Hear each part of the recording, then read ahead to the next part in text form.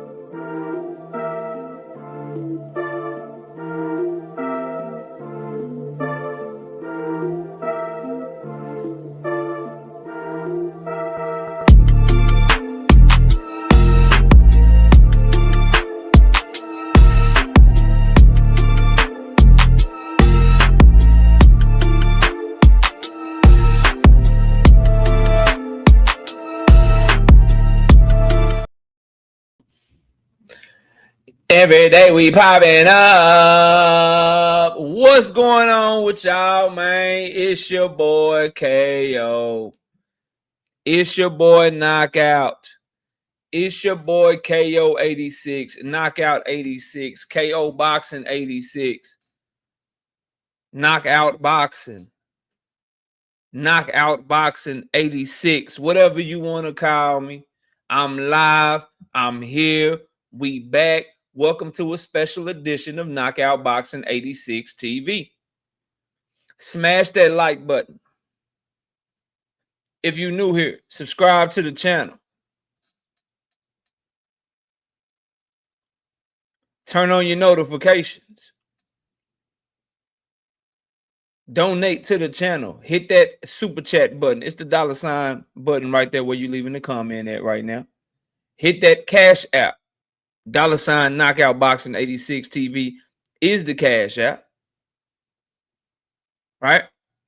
And be sure to share this live stream. Share this live stream on your TikTok. Share it on your Twitch. Share it on your Instagram. Share it on your Kick, your Mixer, right? Snapchat, right? Facebook, whatever you got, share this live stream. Let everybody know what we talking boxing this afternoon. Now I know my bro is also live, Cam J Network. Y'all can put us on at the same time. Salute to the homie. You know what I mean? He doing his thing. I'm sure he'll be on. He was on before I got on. He probably gonna be on when I get off this motherfucker. He be putting in that work. So no reason you can't watch me and my brother, man. But y'all, as I told y'all, y'all know I'm going on vacation next week. So I'm trying to get these shows in because I'm live today. I'm live tomorrow. I'm live Monday. Then y'all won't see me for about a week and a half. I'll still be dropping content, but I won't be doing any live streams. So we got to put this work up. We got to get this work in while we can get this work in, man. So if you live right now and I fuck with you like my brother Cam J, then watch us both. If you live right now and I don't fuck with you, I'm gonna run the numbers up on your ass. That's what I do. That's where we at. That's how we move, right? So yeah, smash that like button. Let's get the likes up over 100. Y'all know what it is. Y'all know what we on. And I won't smoke today, bro. I put a few topics up in the title, but I ain't really, Devin Haney fanboys and fangirls, pull up. Pull up. Shakur Stevenson fanboys and fangirls, pull up. Pull up. Right? David Benavidez haters, pull up. Jerron Bootennis haters, pull up. KO haters. People that ain't rocking with KO, people that think I don't know what I'm talking about. You can bring a topic that you want to bring up. I'm going to tell you, pull up. Link is in the chat. Link is in the chat, ready to go, ready to ride. You know? So if you want smoke, if you got some, pull up. Other than that, I'm just gonna cook your favorite fighters. I don't have no script today. I don't have no specific topics I want to get to. I'm just here for smoke.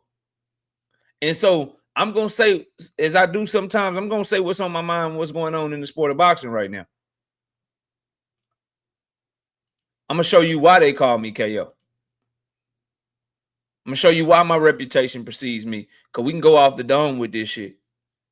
Like I always say, I love pulling the receipts. The receipts are cool, but what you got to understand, once I pull the receipts, I got them in my head. So link is in the chat, man. Let me see who all is in the building. Let's get these likes all the way up and let's run this, man. Michigan Hendo, what up? Y'all go subscribe to the bro Michigan Hendo. He done started his boxing channel.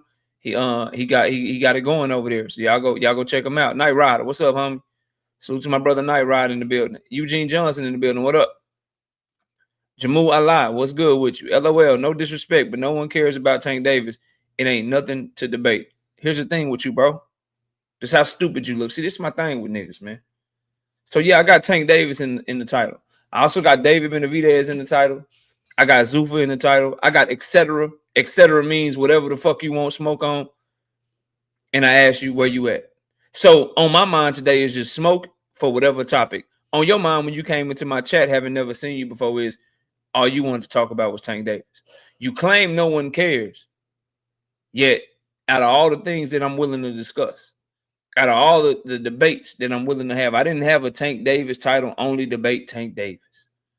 Only come by if you want smoke on Tank Davis. But that's all you put in your motherfucking comment to me. Says more about you than me. So you got to understand something, bro. You got to understand something about me, man. Like, we move differently. This is KO you talking to. See, these are the types of things we cover everything, bro. You feel me? We cover it all, bro. You understand what I'm saying to you? We got everything, bro. You know?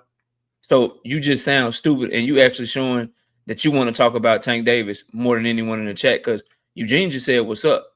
Hendo just said what's up. Night Rider just said what up. You bought him Tank Davis because you saw he was in my title. What, you mad that he in the title of my video, bro? If you don't care about Tank, cool. Let's talk about David. Let's talk about Boots. Let's talk about Abdullah Mason. Let's talk about Bam Rodriguez Monster anyway. Let's talk about whatever the fuck y'all think y'all want to talk about and want smoke with. And let's see how it go for you, man. We got Rivieres Johnson, 5-piece. No biscuit in the super chat. He said Rolly gets cooked tonight. Him tricking the game should end tonight. But will it, because of the politics of boxing? Salute to you, Rivieres. I appreciate the super chat. Shout out to Ben Joven, Avboy JR, Lewis Shipman, Fly Guy Say, Trap Band in the building. What up, Trap? Salute, bro. On the money line, what's good with you? Free Smoke, what's happening with you? Judah Ben Israel, what up, Judah? Fly Guy Say, what up? Kishwar Meacham, what's good? My brother Creo the Traveler in the building. Kendra's here. Too cold, the coldest. Sammer Salmon, what up? Melvin Walker in the building. Kurt Hurd, what up, Kurt? Salute. Solo Money Israel, what up? Fat Pat, what up? My brother Thomas Hill in the building. What up, Thomas? The Scene Proof with Chris. What's up? Isaiah, what's happening with you?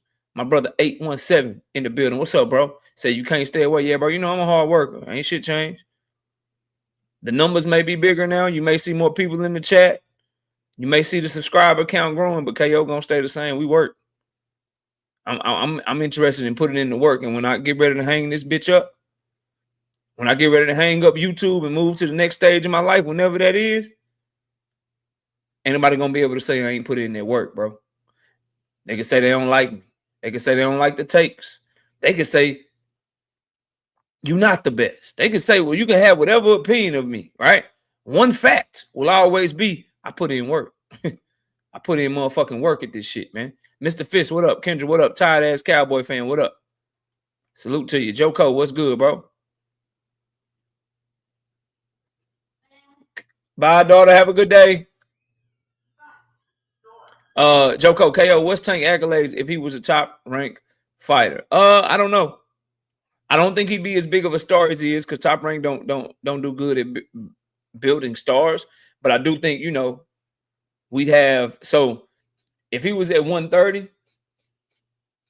around the time that Loma was at 130, they maybe move Loma different and let Loma stay at 126. They probably have Tank be the one fighting them guys that Loma was fighting at 130, bro. You know, when Loma moved up to 135 and they moved heaven and earth to get Lomachenko fights with guys like Linares, fights with guys like Team Alifu, Tank probably get those fights, bro. Right? He's probably the WBC franchise champion. He's probably the unified champion, right? You know, he gets to go on runs like that, get those opportunities and shit like that, right?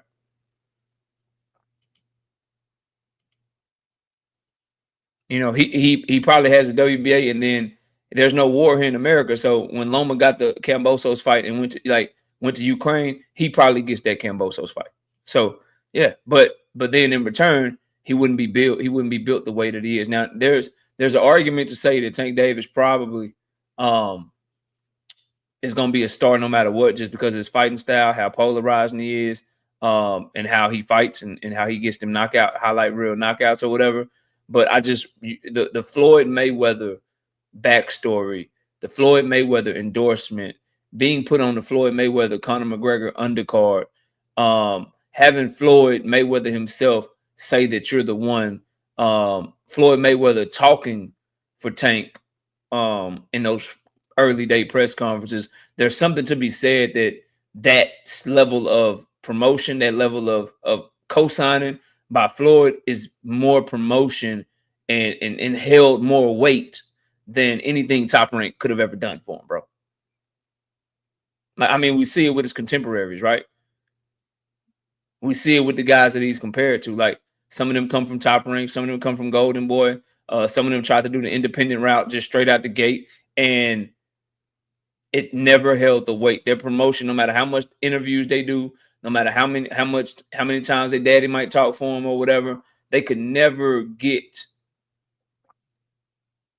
that authentic cosign of what Tank Davis got with Floyd Mayweather, and they can never have that being on the undercard of Floyd and Conor McGregor, one of the second biggest boxing event in the history of boxing. Hold on, highest pay-per-view boxing matches of all time. Yeah, so right up under Mayweather and Pacquiao, right?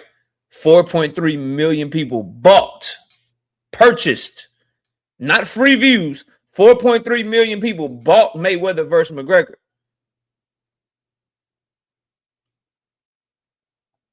He was the co-main of that. And let me see something real quick.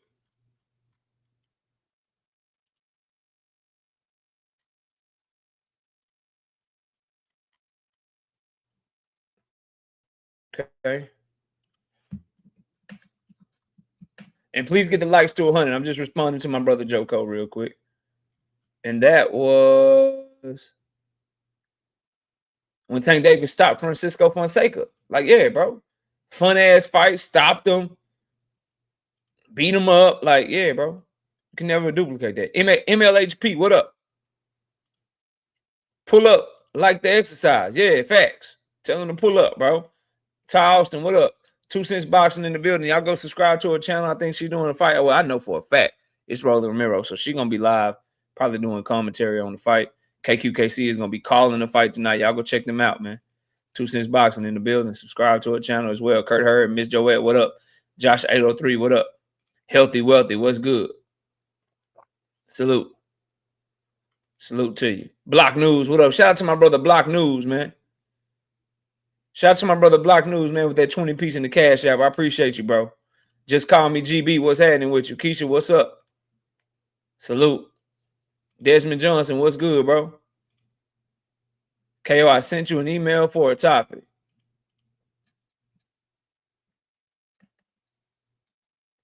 KO, I sent you an email for a topic.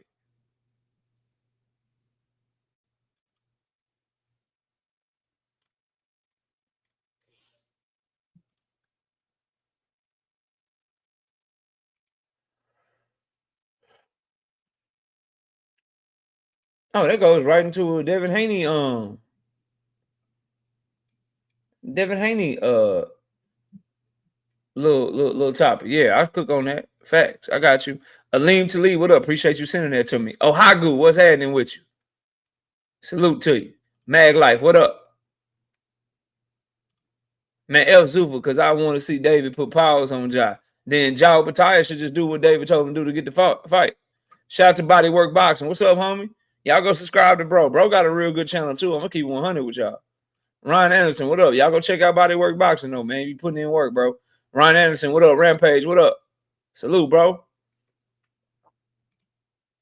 And at 20K subscribers, no more tools getting handed out. Facts. Let them know, bro. Healthy Wealthy, what up? Boxy is Jaguar, what up? The Hub, what's happening with you? That's me, what up? Did you watch the A-Man of Toronto fight card yesterday? No, I watched the Serrano with Jamal Harvey on it, bro. And I'm watching this Rolly card tonight.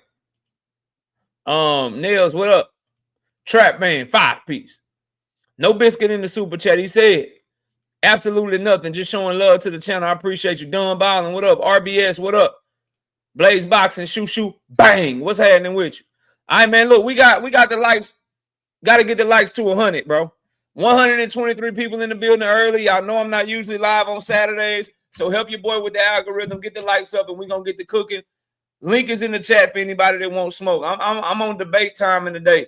So if I see some shit I don't like in the chat, I might fry your ass. I'm just letting you know, wrench or no wrench. You free to disagree, but you ain't free for me not to fire back at you. Disrespect will be met with disrespect.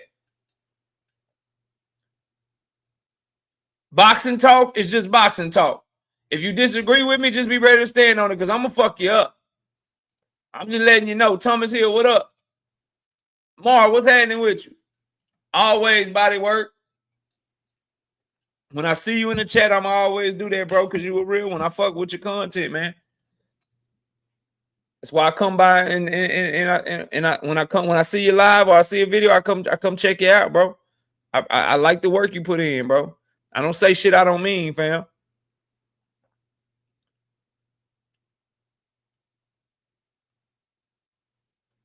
$19.3 for you Debo fans. That's 7K more. Yeah, listen, bro. It's subscriber count is important, but what's important is your audience tapped in. Because it's niggas with 50,000 subscribers and 20 people in their chat.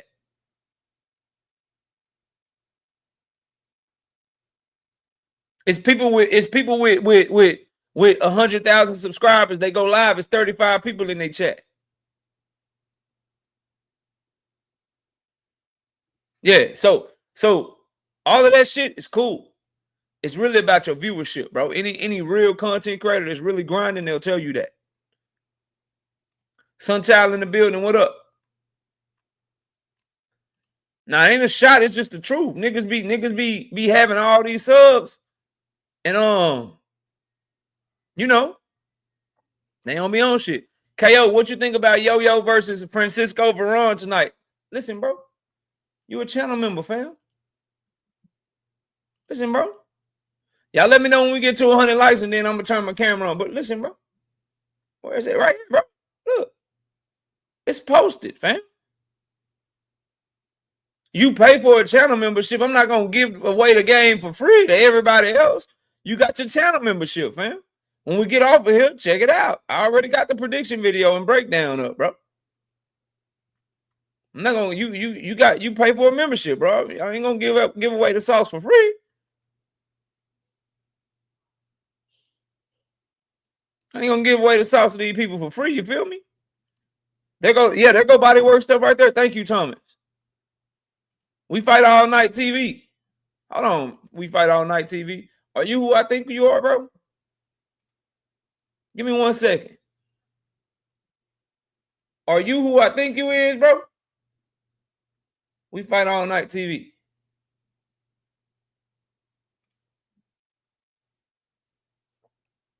Oh, yeah, that's you. You be on that Zuffa shit. You be glazing Zuffa and shit. Yeah, you love you some Zuffa. Yeah. You love you some Zuffa. You welcome to come holler at me. You welcome to come holler at me. You the one I be seeing you in my chat talking that Zuffa shit. You be talking that Zuffa shit. Zuffa trash as fuck. Zuffa garbage as fuck. And Jao Pataya don't want no smoke. Yeah. Zuffa suck. Jao Pataya don't want no smoke, nigga. Shout out to Solo Money Israel, bro. 5 piece. No biscuit in the super chat. He said, absolutely nothing. Just showing love to the channel. I appreciate you, big dog. 10, talk to me. Man, KO, I don't know if you would consider this smoke, but I done seen something I got run by you, man. I know you really want that Virgil and Boots fight more than the Kelly fight. You feel like it'll sell more, right?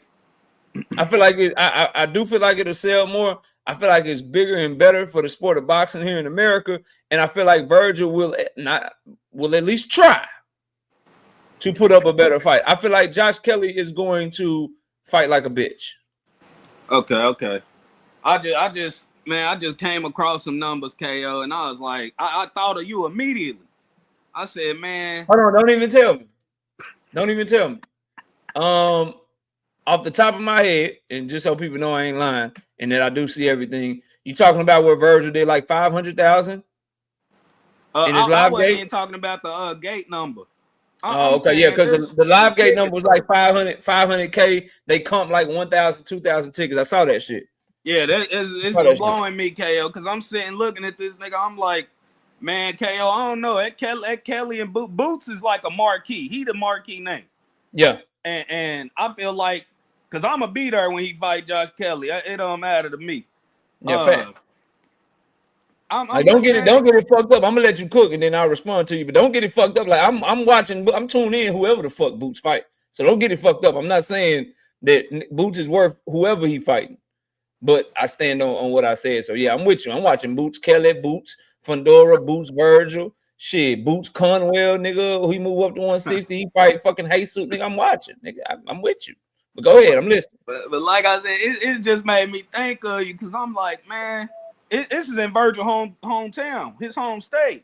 What numbers are you referring to though? Since you said not the live gate number. I'm talking about the sold and the comps.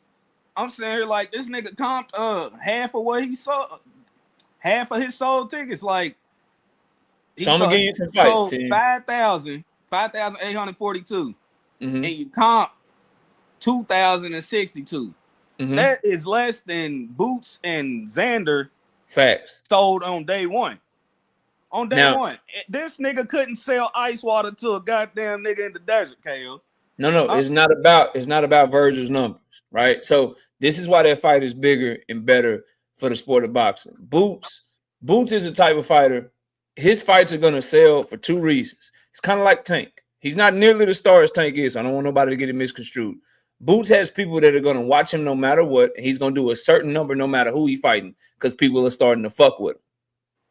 What's going to make him sell, what's going to be a bigger fight for him is people that people believe in or people that people think are entertaining fights. Like Xander wasn't a huge name either. He ain't shit over here in America. He do pretty good in Puerto Rico. Xander ain't doing shit over here either. But it was because it was a unification. It was because the Puerto Rican fans, when their fighter got in a big fight, they like, okay, yeah, let's show up and show out. That's the formula for Boots is keep building your star power, keep fighting big, keep doing your thing and stepping on shit. But the Virgil aspect is the Mexicans are gonna get behind him.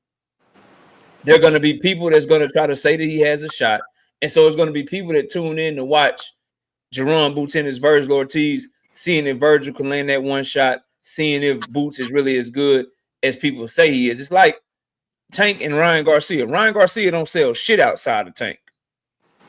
But it was because people said he had power. People said he had a shot. Watch out for the left hook. Some of the same elements that made that fight pop. Because Tank is already a big star, but now you got him, somebody opposite him that's a different ethnicity, that's from a different culture that people actually believe in. Whether you and I and everybody in my chat believe that Virgil has a shot, there are a lot of people that wave that green, white, and red flag around that are going to ride with Virgil, buy the fight, say Virgil has a chance. And the logic, you've heard it before. Oh, Boots got hurt by Xander. If Virgil hit him, then he's going to do this to him. So that's why that fight is bigger and better. People have actually also been asking for that fight for 4 or 5 years. They had no one's asking for, yo, I want to see Boots versus Josh Kelly. So there's that aspect of it as well. So it's not a bigger fight than Boots and Kelly because Virgil is such this big, huge name. It's a bigger fight than Boots and Kelly because people actually, because of the elements of watching Boots fight somebody that people actually believe in. It's a Mexican-American dude. He has power, so people are going to rationalize as to how he can beat Boots. Whereas we know going into the Josh Kelly fight, as I said when you first came up here, we know Josh gonna fight like a bitch, bro. He's gonna run the whole motherfucking fight. Like we all know this. Like no matter what we say, rationalize it, say it's a unification, this, that, and the third, he is going to get in that motherfucking ring. That bell is gonna ring, and that motherfucker is gonna go to his back foot, not forced, not because Boots caught him with something. He gonna be on his back foot running away from that motherfucker the entire fight. He ran away from Bachram and the only nigga that's black from Ireland, bro. What you think he gonna do when Boots Henderson in front of him, my nigga? Man, KO, he gonna go in there and get slaughtered. You know I'm beer. Like I said, I wasn't saying there was no smoke with you about for sure. But I just had to run them numbers by you. That shit, I seen them numbers. I said, man, KO might be tripping a little bit. This nigga can't sell shit, man. It just blew me a little bit. I agree with you. What's Tank Davis' biggest fight? It was Ryan, right? Yeah, that's what I was ready to say. I agree with you with that because Ryan don't sell shit outside. Like you said, he don't sell shit outside of Tank. So yeah, I can see where you're coming from, definitely, for sure. And then just for me and you watching it, bro, we know that, like, I don't think it's gonna last long, but we know that shit gonna be way more entertaining, bro. Like niggas that were like, so even your casual homies, you can sell them on that more. So that's something you may throw a fight party for. Y'all might go to the bar and get them to turn on the zone at the bar or some shit. Like that's something people can pop out at, whether you pop out to the fight or you go to a bar, your local bar or whatever, and go have some drinks with the homies and maybe bring your lady and watch that shit and make it a night out. You can sell that to a casual. Like I can sell Miss KO, let's go watch Boots Virgil, and I know for a fact she gonna be entertained. I can't sell her Boots versus Josh Kelly. I gotta watch that shit by myself. Cause about 2 rounds in, she gonna be like, baby, this nigga scared. I'm finna go get my nails done or something. I gotta go. I'm finna go do something with the kids or something. I'm finna go to my sister's house. Wait, call me when it's over. We'll go to the bar or something. We'll go to the club or something, whatever. Like I can't sell her that. You gotta be able to sell a casual. Look, you gotta watch this shit. It's gonna be a banger, it's gonna be entertaining, and then it's gonna live up to it. You can do that with Boots and Virgil. You cannot do that with Boots and Josh Kelly. You can't do it, bro. That's where I'm coming from. Not his numbers. His numbers trash. That's why Boots is the A side and Virgil need to do whatever the fuck Boots tell him to do to get that fight if he really want that fight. Because Boots has the belts, he has the accolades, and he does way better numbers than Virgil, and it's not even fucking close. Oh yeah, for sure. Well, I'm gonna let you get your show on, man. I'm ready, man. Get ready for this family reunion, but I definitely got you playing in the background. Have a good day, brother. All right, bro. You too, bro, and enjoy the family reunion. I'll talk to you soon. Salute to the homie 10. All right. Shout out to All Things being a member for 27 straight months. I bet your ass can't make it to 3 years. I bet you won't make it to 3 years, bro. Salute to y'all things. Shout out to the Hub 5-piece. No biscuit in the super chat. How can Yo-Yo get his star power up? I think he can fight, but it's like no one knows about him. He got to speak it in English. He got to get him a translator, and he got to speak it in English. It's the first thing. You got to speak the language. You fighting over here in America, bro. You fighting over here in America. You are on American cards or whatever. You got to speak it in English, bro. Got to get you a translator. Got to speak it in English. Then he needs his big time fight. The fight that David Morrell got. I'm not saying Yo-Yo needs to fight David Benavidez. I'm saying a fight like that. Everybody say Boots can fuck him up. You need to find a way to get that Boots fight. Everybody say that, you know, Fundora might be moving up after his mandatory defense to avoid Boots. You got to try to get that fight. You got to get in there with Jesus Ramos, who's not a big star, but you need to get in there with somebody that's a big fight. Somebody where you can be the main event and you have to have a star-making fucking performance. That's his ingredients. That's his ingredients. You got to learn to speak the English. If you're going to fight over here in America, you got to speak the English, bro. We can't get sound bites of them. There may be somewhere in this build-up where Yo-Yo was popping shit about what he going to do to Francisco Varone. There's probably a clip out there somewhere. He probably is telling Francisco Varone, I'm going to fuck you up. But when he's speaking Spanish to Francisco Varone because he's from Cuba, and Francisco Varone is from Argentina, what language they speak in Argentina? They speak in Spanish?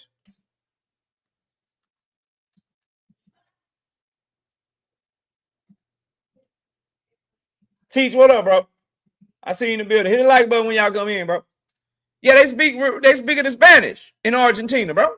So they speaking in Spanish to each other. I can have an American audience, bro. Maybe it's a couple of y'all in here that speak Spanish, but the content don't hit the same, bro. I'm not going to be reacting to Yoenli Hernandez and Francisco Daniel Varone talking shit to each other in the Spanish, bro. So you got to speak the language where you're fighting at, where you're going to be a star at. This shit ain't like basketball. Luka can come over here and be a star. Giannis can come over here and be a star. Jokic can come over here and be a star. Because millions of people watch them play every time they play basketball. And it's a much more popular sport. So it's easy to come to another country when the sport is so big in that country. If there was somebody good enough as a quarterback that was born in Africa and they brought their ass over to the NFL and became a top 3 to 5 quarterback in the NFL, them motherfuckers they don't have to speak in no English. They gonna be a motherfucking star. Their jersey gonna sell.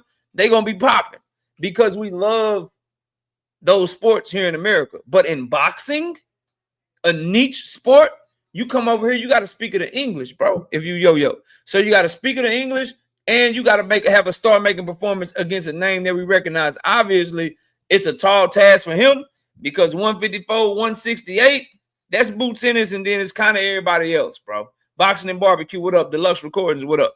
So I hope that answers your question. Learn the native language where you fighting at all the motherfucking time. And you got to get a big fight. And since he doesn't speak, and he'll never be, you know, he might get fluent in English, but it'll never be his first language. And he's not from this culture. The performance has got to continue to be super ultra dominant. You got to get like Canelo. He was fighting guys. He was looking so good of a fighter, young and coming up. He wasn't speaking English at first, and the performances were so good. He became a superstar with the passing of the torch and with getting the opportunity to fight Floyd Mayweather. He has to get that opportunity. And Canelo's also from Mexico, so he has that advantage because of how big boxing is in Mexico. I don't think Yo-Yo can ever be a superstar, but I think Yo-Yo can be where niggas like, nah, that's the best fighter at 160. Now that's the best fighter at 168. And he has to just get into fights with other champions and step on them. But the way for him to become a star is a tall task because he would have to probably fight somebody and beat somebody like Jerome Boots Ennis. And then maybe the fight's good enough, fight of the year candidate, where they do a rematch, maybe do a trilogy or some shit. And then you win over the people that way. That's gonna be his path, bro, to become a star. Jay Simon, what up, bro? All right, let's start cooking again, bro. I'm on smoke today. It's 153 in here. Please get the likes to 100. We're just gonna talk about a bunch of different things. The homie asked me to talk about this right here. He says Team Alifu signs with his own, gets fight immediately. Devin signs with his own. Still no fight or official announcement from the zone about the signing. Conor Ben signs with Zuffa. 2 fights immediately. Shakur signs with Zuffa. Still no clue when or who his next fight will be. Two great fighters, but it's time the boxing public applied pressure. Bill Haney just did a 45-minute interview over there on Versace Ring magazine shit. Why didn't anybody ask him why haven't they announced your fighting with DAZN yet? He's allowed to go on the Boxing Voice and talk boots in his shit, but then go over to Ring magazine and talk Jack Catterall shit. Talk motherfucking Liam Paro shit. Right? So what I think is happening here is, in the case of Shakur Conor Ben, in the case of Team Alifu, those people are really fucking with him like that. Because when Team Alifu went over to fight Rolly, signed to DAZN or whatever, he went when he was signed to DAZN.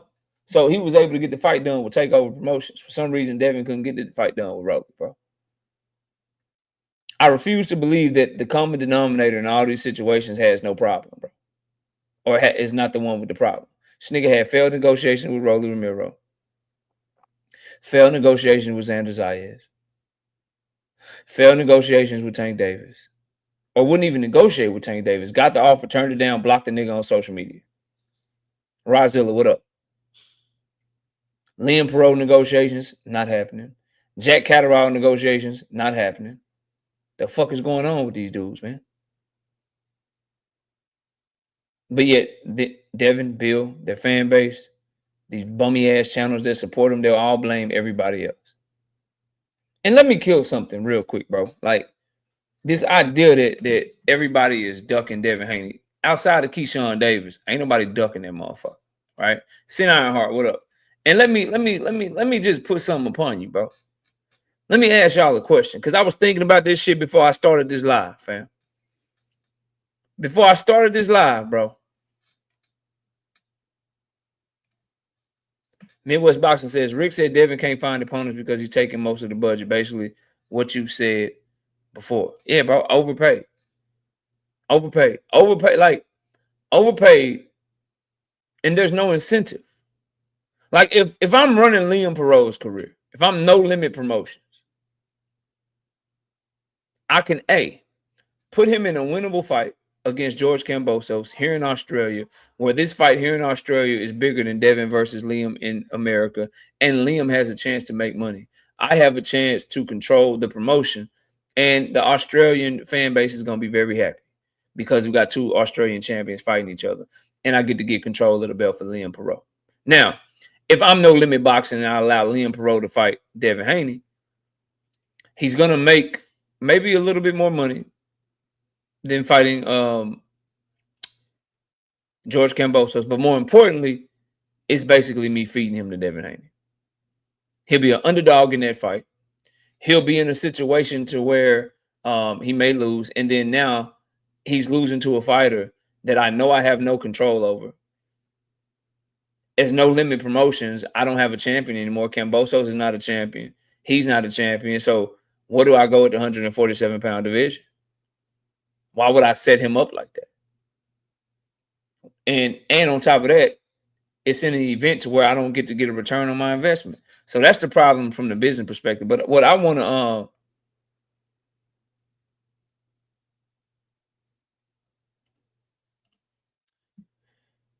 hit the link, Jermaine. Jermaine, hit the link, bro. Hit the link, fam. Hit the link. Don't type no more. You switching from stream to stream. On this comment, you over on the horizontal. On this comment, you over on the vertical.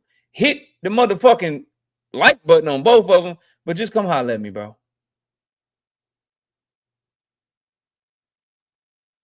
Come over and holler at me, bro. I'm not finna debate you in the comment section. I will cook your comments though. You always refuse when it comes to Devin, and this is probably why you won't hit the motherfucking link. There's probably why you won't hit the motherfucking link. But I'll kill all your shit real quick because I have time. You always refuse when it comes to Devin. Tank Davis' own promoter said Tank not fighting until January.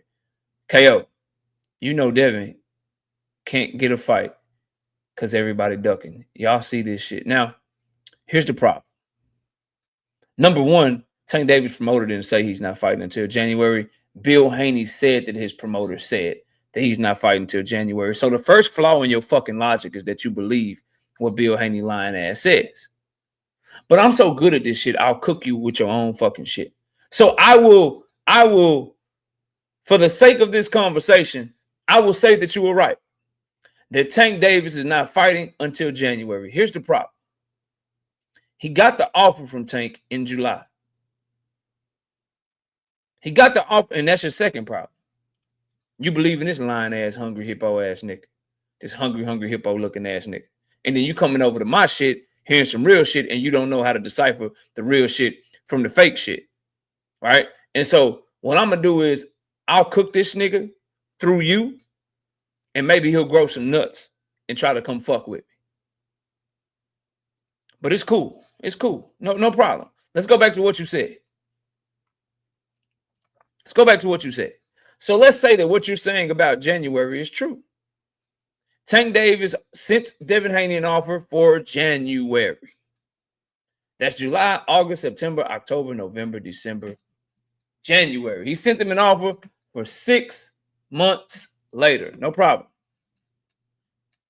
No problem at all. No problem at all, bro.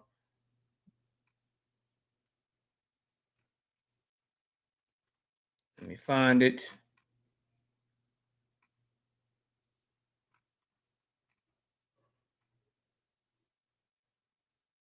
Yep, here we go. Show you how this shit don't make sense. Give me 1 second. There we go.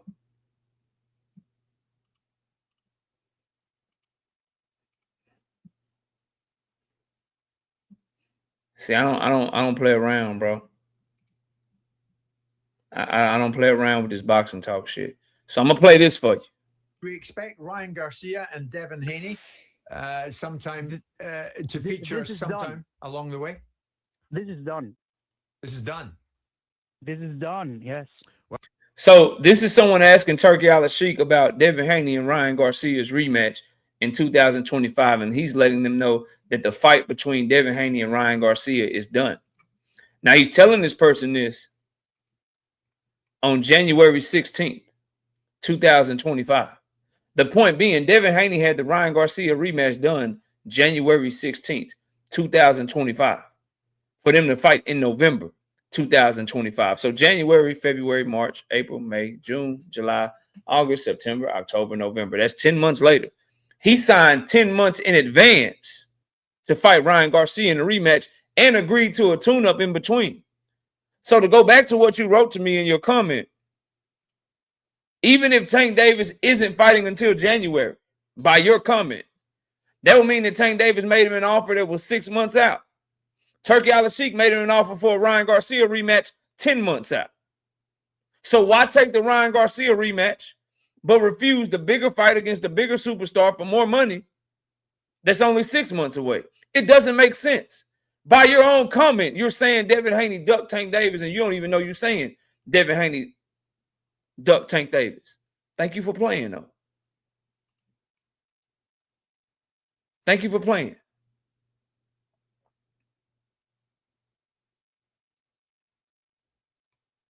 I appreciate you for playing, bro.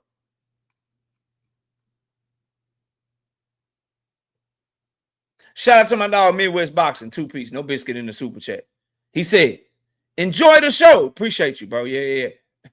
Yeah, bro. I hope you do. I hope you do, fam. Creole, I'm saying, Creole, like, people come over here with the bullshit, man. Y'all come over here with y'all bullshit that y'all get from these bum ass people, and then be mad that, oh damn, he was lying to me or he was wrong. At this point, you got to click the link, fam. I fried your entire fucking premise and your entire fucking talking point, bro. Based on what you wrote, Tank Davis gave Devin Haney an offer for 6 months out because Tank couldn't fight till January. Based on what you wrote. Based on what Turkey Al-Sheikh said, the Devin Haney-Ryan Garcia rematch was done 10, 11 months in advance. He was on January 16, 2025 saying that the Devin Haney-Ryan Garcia fight was done. The whole lead up to the Jose Ramirez fight, they were building up the Devin Haney-Ryan Garcia rematch because everybody knew that it was done going into that fight. He signed to make that rematch happen more than 6 months in advance. Damn near a year in advance. So if you can sign in a year in advance to fight Ryan Garcia, then why can't you sign 6 months in advance to fight Gervonta Tank Davis? It's a motherfucking duck. It's a motherfucking duck, bro. Straight up. Like, I don't give a fuck what you say. Just like the energy always be different from the niggas we really want to see this nigga fight. Ryan Garcia rematch. Oh, shit. I'll go ahead. But you said Turkey a liar. You pick and choose when to believe him based on what fits your narrative. See, this is this low-level shit. Not true, solo dolo. I can use that because the months after that, they announced that it was done. Ryan Garcia said it was done. Devin Haney said it was done. They agreed to have a motherfucking tune-up. The whole promotion leading up to the fight was that it was going to be Devin Haney, Ryan Garcia, based on the entire promo for the fight. Everything that they both said was that the fight was done. The only thing that fucked it up was Ryan Garcia. So everything that happened after that statement went along the lines of what Turkey said. He said that shit in January, February, March, April, May. It all led up to that shit being true. All the way up to the promo, the pre-fight press conference, and the post-fight press conferences. Nice try, bro. Nice try, bro. Remember a couple of days you called me the best. This is why. You remember when you was over here Wednesday night, 7:30 p.m. Central Time, and you was talking to me about Tank Davis fighting this year versus next year? You remember that? And you said, oh, you be right so much, KO. You be right so much, KO. I just got to tell you, you wrong one time. Remember when you was giving me my grams? You remember that?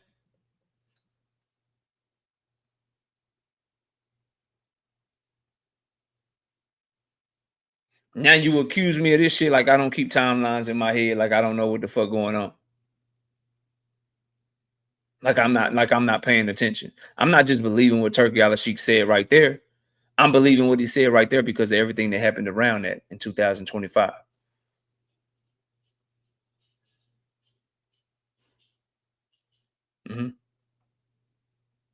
Y'all keep trying though from the chat since y'all so scared to hit this motherfucking link. Keep trying from the chat.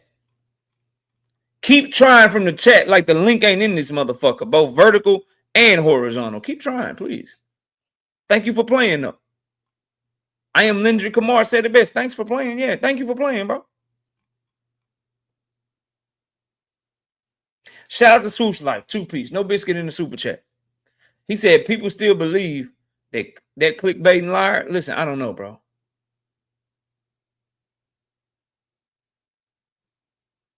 I don't know.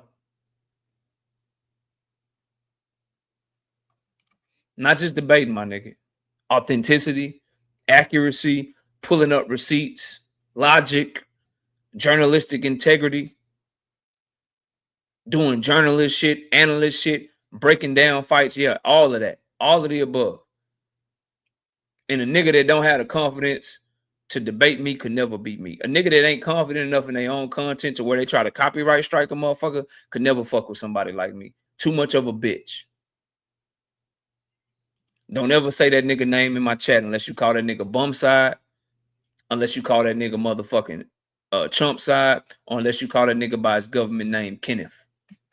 And the only reason I know that bitch ass nigga government name is because he tried to copyright strike my channel. You might want to keep up, bro.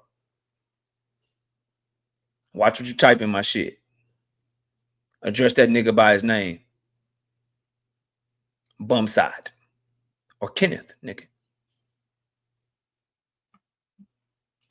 Thomas, talk to me, bro. Yo, I just came up here to see if this Mickey Freaky link work, because there's too many niggas up in the chats trying to communicate. Oh, yeah, it worked. Hey, and I also wanted to say 70/30 got the nigga Bill and Dead Dev's Duxland Adventures to stop mentioning Tank once and for all. So shout out to that too. I'm out. Man, appreciate you. And I want y'all to know this too, by the way.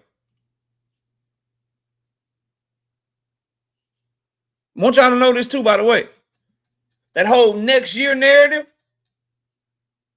that whole, the offer ain't the duck because he, Nick can't fight till next year. The whole next year shit. Clock is slowly ticking because I know this for a fact. Devin ain't fighting in October, clearly. He clearly ain't fighting in October. You niggas got 2 months. And niggas that already got fights set for August, set for September, October, November, them niggas not going to be available for this year. So that narrative that y'all trying to come with, just remember, he's not fighting in October. We know he ain't fighting at the beginning of October. That's only a month and a half. We ain't doing no motherfucking 5-6 week motherfucking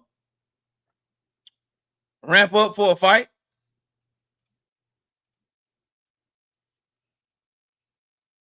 So shit. Shit. They already announcing fights. The way that boxing work, they already announcing Shockey Foster Navarrete for October 24th because you need a minimum of 8 weeks to promote a fight the way that boxing promoters like Top Rank, Premier Boxing Champions, Golden Boy, Matchroom, they like at least 2 to 3 months to promote a fight. So if you niggas ain't got an announcement by the middle of September, nigga, if y'all don't have an announcement in the next 3 to 4 weeks of what this nigga is doing or who he is fighting, just understand your narrative about, he ain't a duck because he trying to fight this year. He fighting this year and Tank can't even fight this year. Tick, tick, nigga. Tick, tick. Like Hothead Youngin. If you know Miami or Florida rap, Hothead Youngin, tick, tick. I only make that sound because my time coming. Tick, tick. Yeah. And you can't tell me shit because I've been 100. Yeah. Y'all better hope, man. This nigga better get a fight done, man. Yeah, nigga. Murder Sports with the 5-piece in the super chat. He said, absolutely nothing. Just showing love to the channel. I appreciate you. Appreciate you, bro. Big Dog Willie says that Bill Haney hit list change again. Yes, bro. Shakur Stevenson, number 1. Jack Catterall, number 2. Keyshawn Davis, number 3. Liam Poirot, number 4. Tiger Johnson, number 5. I repeat it for you. I know you probably like, yo, what the fuck? Yeah, I repeat it for you. Don't worry. New hit list. And this was the exact order. I do this shit. I dare somebody say I'm wrong. Number 1, Shakur Stevenson. Number 2, Jack Catterall. Number 3, Keyshawn Davis. Number 4, Liam Poirot. And number 5, Tiger Johnson. Yes, bro.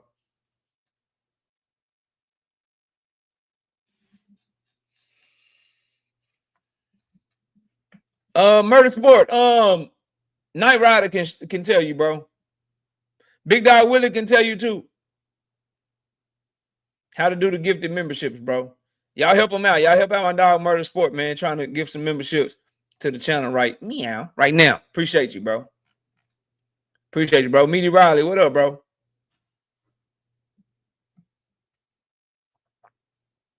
So I need y'all to understand something, bro. Those y'all coming in here, dropping comments, doing this, doing that, and the third, like, it's cool. It's cool.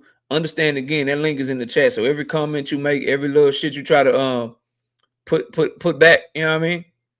That shit make you look weak when you don't hit the link. That's number 1. Number 2, bro.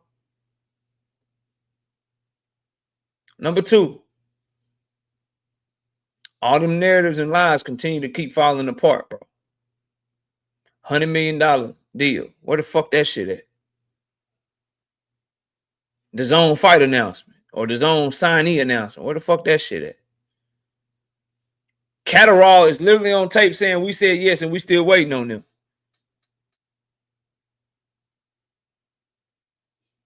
Liam Perot is on tape saying, I said yes, we waiting on them. We never even got to talk about money. We said yes, and we ain't heard nothing back. Now, that could be a good thing. And Big Dog, I see you backstage. Give me a second. The silver lining I want people to think about is they already got an offer. It's getting awfully quiet. There's nowhere else for him to go. Maybe, hopefully, for the sake of boxing, to save this motherfucking bum of a year, maybe they got reapproached by Tank Davis' team behind the scenes. It's a long shot, but I want y'all to know that's not lost on me that at this point, instead of trying to force a fight in this year, because if Liam Perot is fighting Kambosos, he's not fighting again this year because he's not fighting Kambosos until later in the year because they got to promote it. If Catterall is going to be on the Joshua Fury card or whatever against Keyshawn, that eliminates 2 opponents. They're not fighting until the end of the year. You need time to promote it. So unless you're going to fight Tiger Johnson for less money, you're not fighting Shakur Stevenson for his first fight under motherfucking Zuffa. It's not happening, bro. Y'all can't agree on the weight. It's not happening. There is one option out there that already made you an offer. And you may end up having to go that. And that would be great for the sport of boxing. That would be great for all of us, right? Man been on one. What weight would they be fighting at? Whatever weight Tank Davis say they're gonna be fighting at. At minimum, a catch weight with a rehydration clause. Big Dog Willie, what up? Real quick, man. What happened to Ryan Garcia, Tank, and Vatil Winston and Teal? What happened to those 3 people? I don't know, bro. Ryan Garcia is not on that list. Rolly Ramiro is not on the new list. Timalifu Telefimu is not on the new list, bro. Where's Tank? Tank is not on the list. Boots is not on the list, my nigga. Are you hearing me? We went over this shit yesterday. I'm like, they've been trying to fight Tank for like the last decade, and he's not on the list no more? Hey, man. He's not on the list, fam. Okay, that's all I want. This is weird, man. It's not on the list, bro. All right, bro. I'm going to holler at you. Man been on one. This one really going to fuck y'all up. Man been on one. This one really going to fuck y'all up. Shout out to Africa Lives Matter for being the face of boxing and allegedly signing a $100 million contract. Devin Haney sure has a hard time finding opponents. Many say they're being lowballed. Now he's playing games with Perot and Catterall. For any William Old School, what's up, OG? See, I have a very good memory, bro. I got a very good. Let me go back to my bro, man been on one. Man.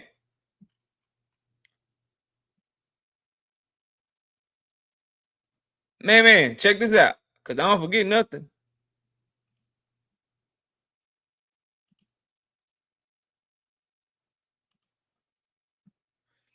How Devin Haney gonna be weight drained fighting at a catch weight if he weigh 156 pounds?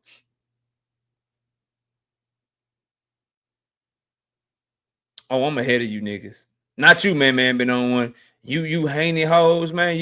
You Shane-O's Clint. Listen, bro, I'm ahead of you niggas. Leaps and bounds. How you gonna be weight drained? How's it hard to just cut 12 pounds?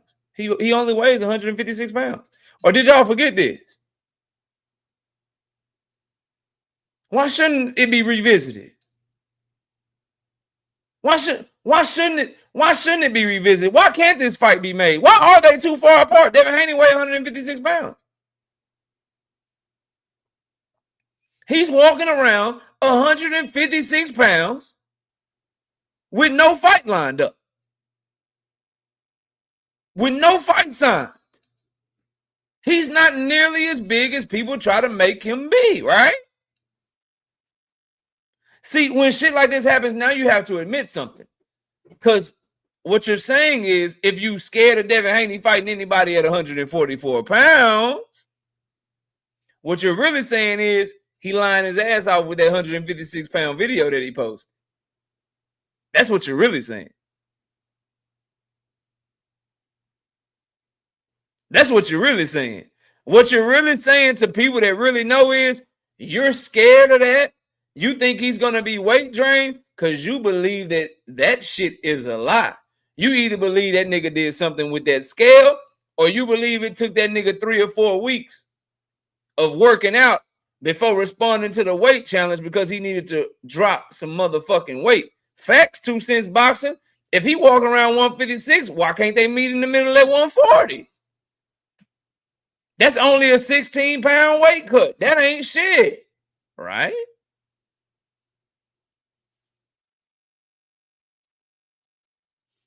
And if I know this, if I'm using this,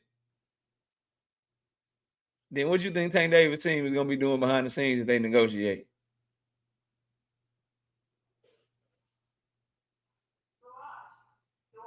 Yeah. Yeah. Y'all can try that shit. Y'all can try that shit. Now, I want y'all to know we've been talking about Devin and Tank because people came into the chat and brought up Devin and Tank. Just remember that. Just remember that shit. Shout out to William Old School. Still haven't heard who's on the new list. Oh, I got you. Number 1, Shakur Stevenson. Number 2, Jack Catterall. Number 3, Keyshawn Davis. Number 4, Liam Perot. And number 5, Tiger Johnson.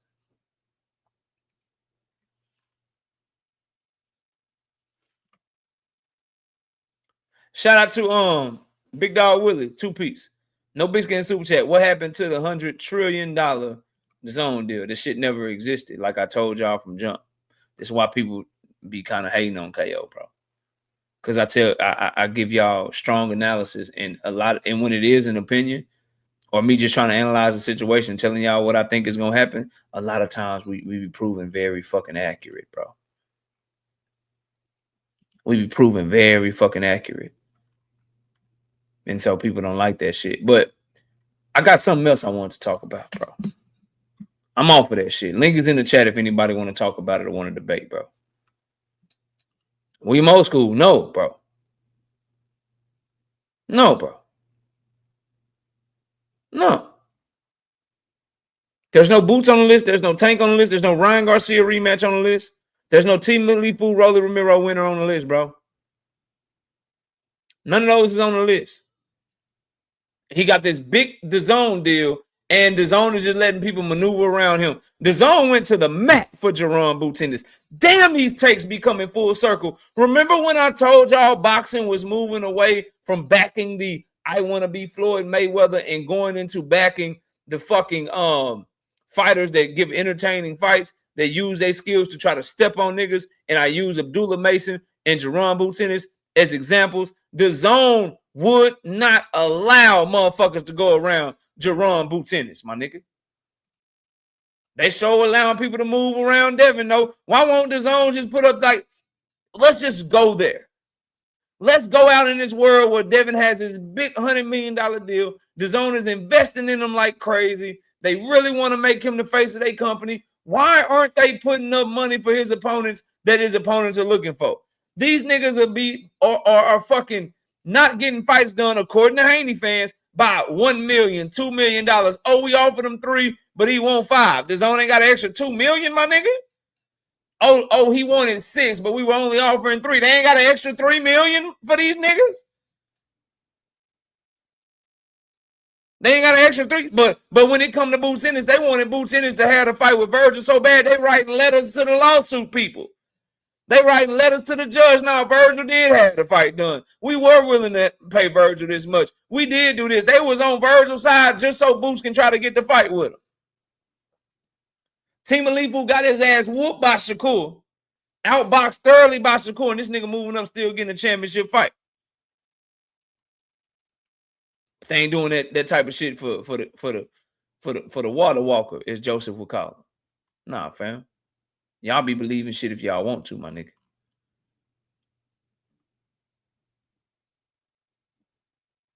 Shout out to Tim Carey, not Jim Carey. 5-piece. No biscuit in the super chat. He said absolutely nothing. Just showing love to the channel. I appreciate you, big dog.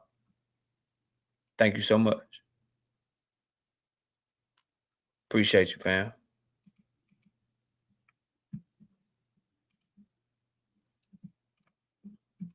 What happened to Tank's 6-fight, $300 billion deal? When can you ever find me saying that Tank Davis had a 6-fight, $300 billion deal? You can never find me saying that. You will never find me saying that. So I don't know what the fuck you're talking about. I want to go to this.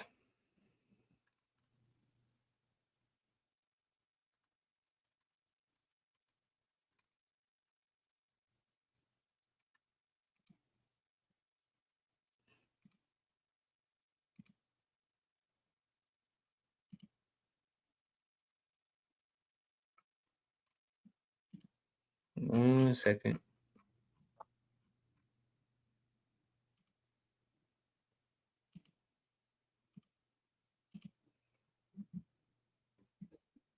D1, what's up, homie? Salute, bro. Y'all go subscribe to D1 and William Old School, man. The Angry White Man podcast. Doing their thing over there. Somebody came at me in the comment section, so I'm just gonna smoke them here since niggas don't want to hit the link or whatever. So I shot a video about 9 days ago, and this is still a very relevant topic. Let me make this bigger.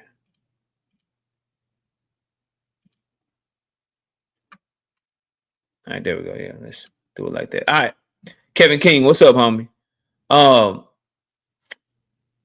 So the title of this video is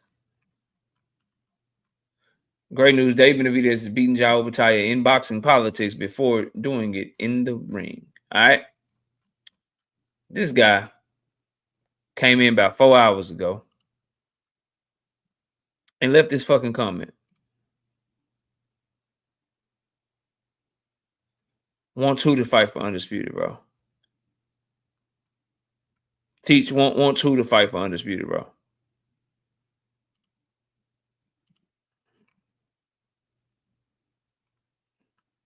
I'm trying to scroll up and catch a comment, but wants who Devin and who to fight for Undisputed.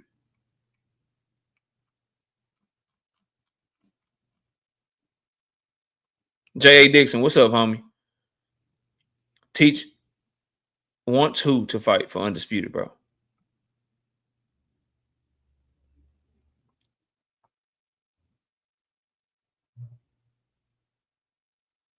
Mr. Mechanical, what's up, homie? Salute. Yeah, they all up for the thing. That's what Tima Lifu said. Okay, I mean, I can see that.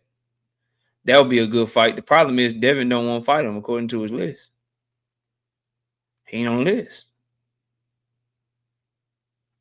And if they want them to fight for Undisputed, then what do they want Devin to do this year? If they want him and Tio to fight for Undisputed, why haven't they pushed harder to get Liam Perot to get in the ring with Devin Haney?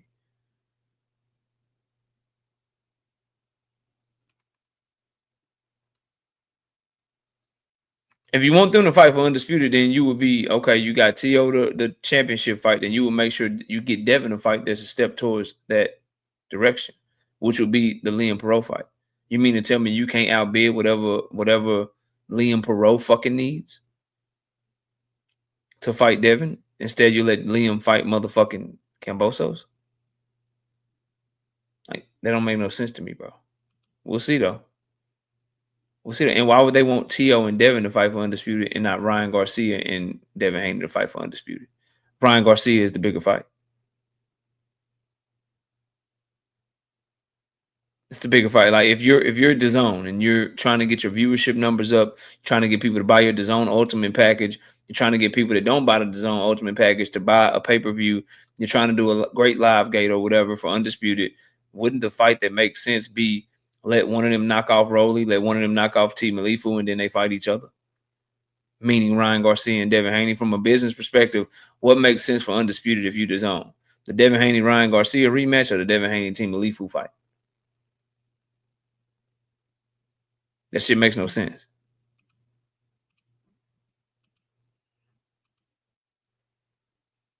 And DAZN is already telling you, and I'm gonna go back to it. DAZN is already telling you what their priorities are, which is big fights, because they're looking at Boots Ennis versus Virgil. That's the fight they want.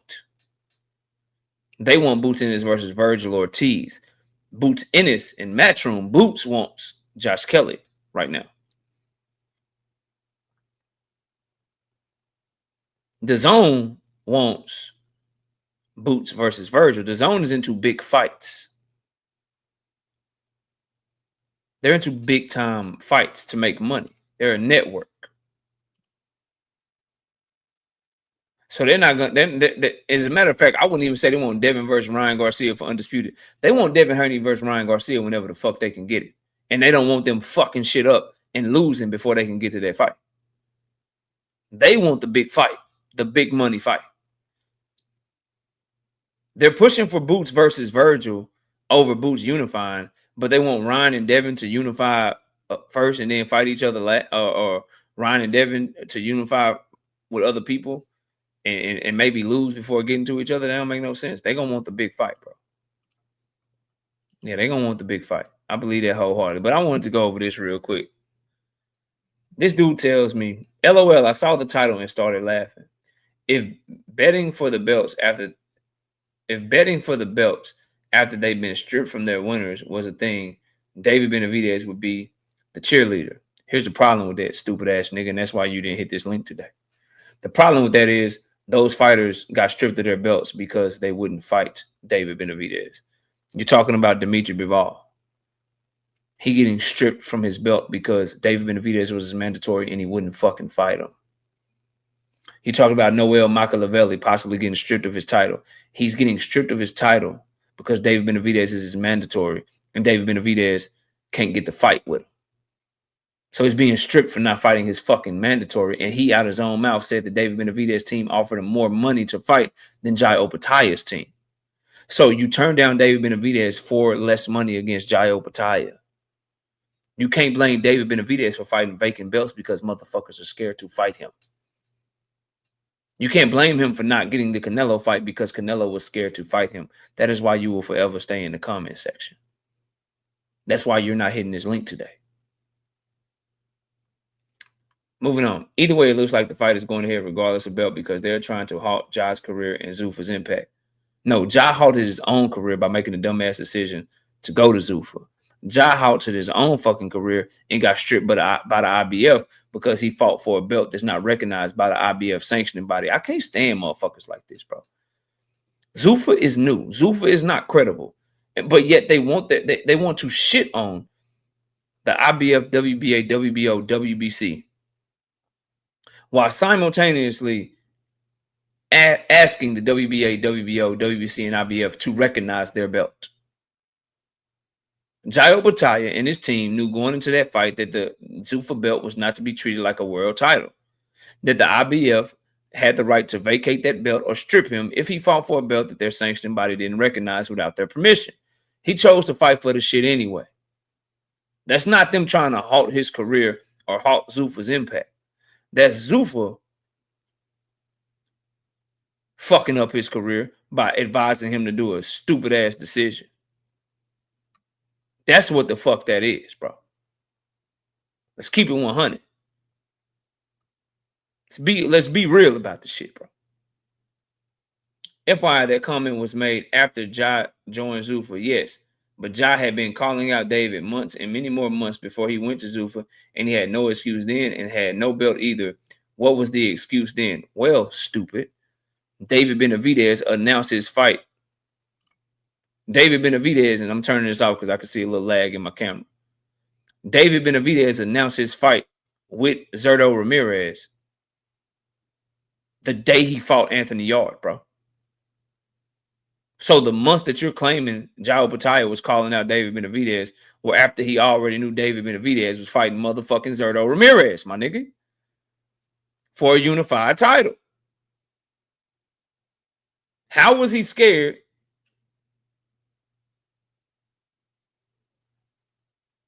when he made the decision to move up in weight 25 pounds and fight a unified champion? Jai Opetaya was already beholden to Turkey. Jai Opetaya was already fighting multiple times on Turkey cards. Turkey was trying to fuck David Benavidez over. See, this is the shit y'all don't want to talk about. Turkey is the reason Dimitri Bivol dropped his belt and didn't fight Jai Opetaia. Turkey is the reason that Callum Smith decided not to fight David Benavidez because David Benavidez wanted to be in position to be a mandatory for another one of Dimitri Bivol's belt in the WBO. But Turkey blocked that fight. And he couldn't come up with enough money for Callum Smith to fight him. But he came up with enough money for Anthony Yarde to fight him. Y'all cannot fuck with me. I really do this shit. So why would David Benavidez be in negotiations with Jai Opetaia, who's loyal to fucking Turkey, who's loyal to fucking Riyadh season, when Riyadh season were the people that were trying to fuck him over from the moment he tried to get a fight at 175 pounds? They played ring around the rosy with them motherfucking belts, bro. So you're wrong, my nigga. And that's why you will forever be in the comment section.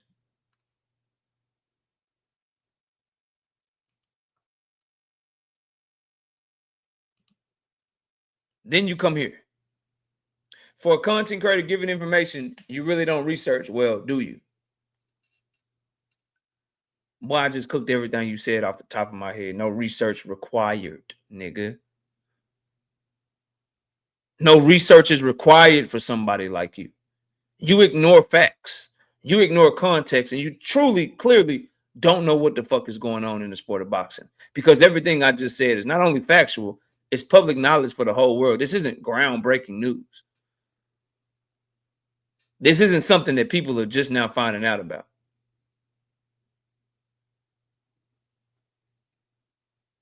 More like just a reaction channel on rumors and maintaining your opinion. No, I give my opinion based off of facts.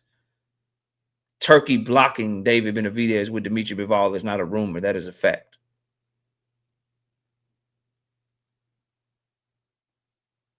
Turkey Al-Sheikh working closely with Jai Opetaia and trying to block out David Benavidez is not an opinion. That is a fact. David Benavidez already having the fight with Zerto Ramirez done before Jai Opetaia ever started trying to call him out. It's not an opinion or a rumor. That is a motherfucking fact. Then you go on to say you think calling someone out means they have to fight straight away. This is what happens when biases cloud your judgment. You stupid motherfucker, but you called David Benavidez a duck. So if he got called out and he didn't fight Jai Opetaia right away, how is he a duck?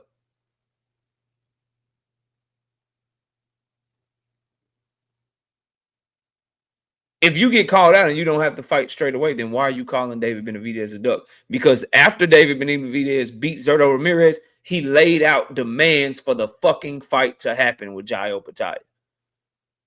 We could definitely get that fight. I don't know why he went over to Zuffa. We could definitely get that fight next, he said.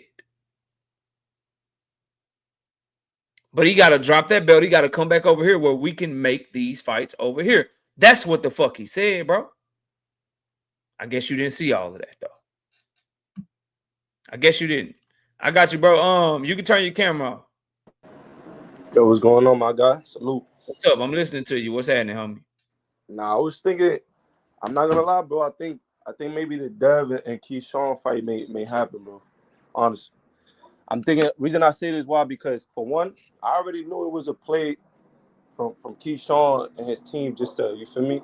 Just get more eyes on them, as far as I could say. When I go back and watch Andre Ward and Jay Prince interview, and they speak on certain things like talking about how Floyd ain't want to fight Diego Corrales at first, and Jay Prince basically had to beg him because that was the only way he was gonna get up out that top rank deal. No. I think HBO did. I think it was signed around there. So he said he had to beg Floyd for like 4 hours, basically to just convince him to fight Diego Corrales, telling him like, yo, he's going through this, that, and the third. And I'm saying this for a reason, because he had to go through this, that, and the third. You know, he's beating up his girl. He got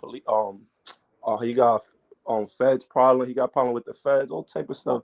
So I'm like, damn, like this guy's smart, because anytime one of their key fighters, he's gonna line them up. He's gonna make sure he put him up against someone that's, you feel me, they have an advantage over. They're gonna have an advantage, whether it's mentally physically or whatever. You feel me? It got to be some type of revenge because that's how they operate.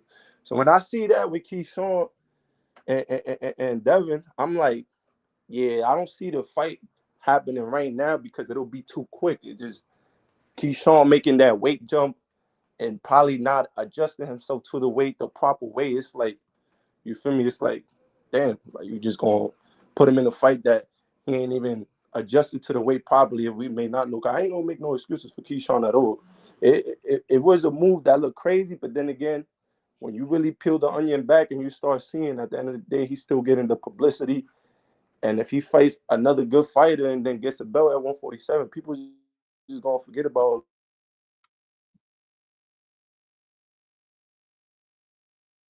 You still there?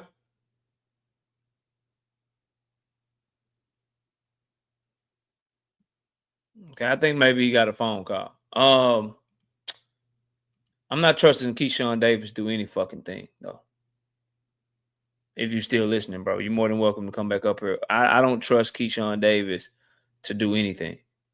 Keyshawn Davis, Shakur Stevenson, they have no trust in anything they say, any moves that they're going to make. They're literally of the mindset, for me. Oh, there you go. Yeah, my bad, bro. I just got a call from baby girl. You already know how it gets. It's already. Go ahead. So are you saying that you think they're going to fight next? Or that they're just going to fight? Yeah, I think they're going to have to because, again, like how you was explaining it, the zone, nobody's really trying to see a Jack Catterall fight or a Liam Powell fight like that. So it's like the same money that he may get for Keyshawn, which is I understand that he's using like a Keyshawn name, a Tank, Shakur, Jerome Boots Ennis to work around with the contract he's trying to get. You feel me? With the deal he's trying to get for the amount of money, you know, when he was talking about the $100 million deal. Like, I believe that if he signed that, if he get that deal, it's because he has to fight these names. So I'm like, okay, so if he's not gonna get the same amount of money fighting less tier guys, unless it's, you feel me? Unless it's, but I don't believe Keyshawn. So this is why I think the disagreement is, bro. Right. I don't think Keyshawn wants to fight him. Like that, right that's now, the problem. Like Keyshawn don't want to fight him next. Like I would have to, if they revisit, I think it's a good fight. So let me get that out the way. Obviously, I want to see Devin versus Keyshawn more than Catterall, Liam Perot, anybody that's technically available right now to fight that hasn't announced a fight yet. I would want to see Devin Haney versus Keyshawn. One thing, my bad, bro. I ain't just trying to cut you off. Hold on, let me land this, and then I'll give it back to you. So the problem is, I've already watched Keyshawn Davis turn down a career high payday to fight Devin Haney. Fighting in Atlanta. Top Rank already went through the trouble of getting the date. Top Rank already did the purse bid. Top Rank already put in all this work to make this motherfucking fight happen. And Keyshawn Davis pulled away from the table. The offers is not going to get better for Keyshawn. Devin was signed, sealed, and delivered and ready to go. Top Rank is not just going to give away money. The zone is giving the budget that they're willing to pay for this fight. See, the position that we're in, this is not Turkey Al-Sheikh 2024, bro, or even 2025. The zone, Top Rank, they're trying to make money off of these events. So there's only so much they're willing to pay. And now with Bob Arum, you done embarrassed me. I done wasted my leverage in the WBO because Gustavo Olivieri really did me a favor by putting you number one at 147 pounds and ordering the mandatory. You took the shit to purse bid. You turned down the offer I made you, which was more. I go to purse bid. I win the purse bid. So now I'm your promoter. I'm doing everything I can. You're the challenger. And the champion has to come fight you on my promotional company. Yeah. And you turned down the shit anyway. Talking about the offer that I gave you was disrespectful, even though it was more money than you've ever made. Just like Keyshawn can't, just like Devin probably won't get as much money fighting Catterall or fighting one of these other guys as what he was offered to fight Keyshawn. The same is true for Keyshawn. He's not gaining any leverage. The money you were offering to fight, getting offered to fight Devin Haney, you ain't like, nigga, if you fighting Tiger Johnson or you fighting Jack Catterall, the same is true for you. You're not getting the money that you was going to get to fight Devin Haney. Plus, you done pissed Top Rank in the zone the fuck off. So I just believe if Keyshawn wanted that fight next, we'd had that announcement and we'd be getting it next. I don't expect him to reverse course and fight, Maybe he will, maybe he won't, maybe somebody will come with some more money. We'll just see. But I don't believe that shit, bro. I don't trust Keyshawn. Keyshawn is untrustworthy, bro. Now with that, I can't even disagree with you. You definitely make perfect sense. It comes from a logical standpoint, and that's something that we do got to take into consideration. Everything you're saying, that is a fact, because you're not lying. 100% you're not lying, because from my opinion, at first, when I was thinking about like when the moves that he's making, I'm like, why would you go through all this trouble making sure you go to number one, to then the fight end up going to purse bid and stuff like that. So I'm thinking, does he not want to fight, or is it because if he wins, I don't know who said that? Someone said that when you win a belt and you win top rank, it's like your deal. You owe them 5 more fights.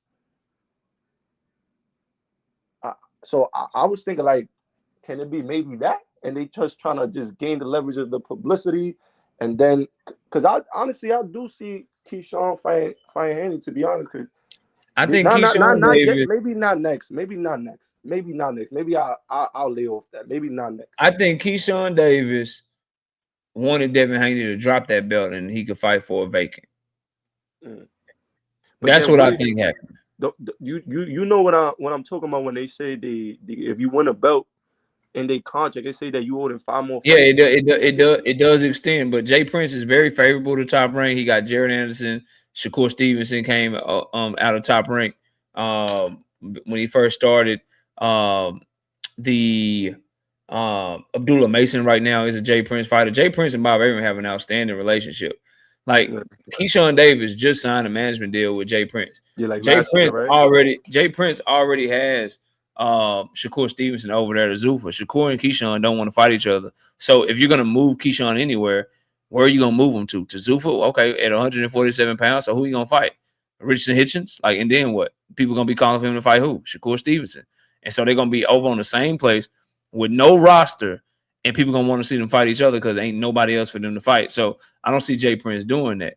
What I'm saying and what I maintain is that Keyshawn Davis wanted to fight for that vacant belt.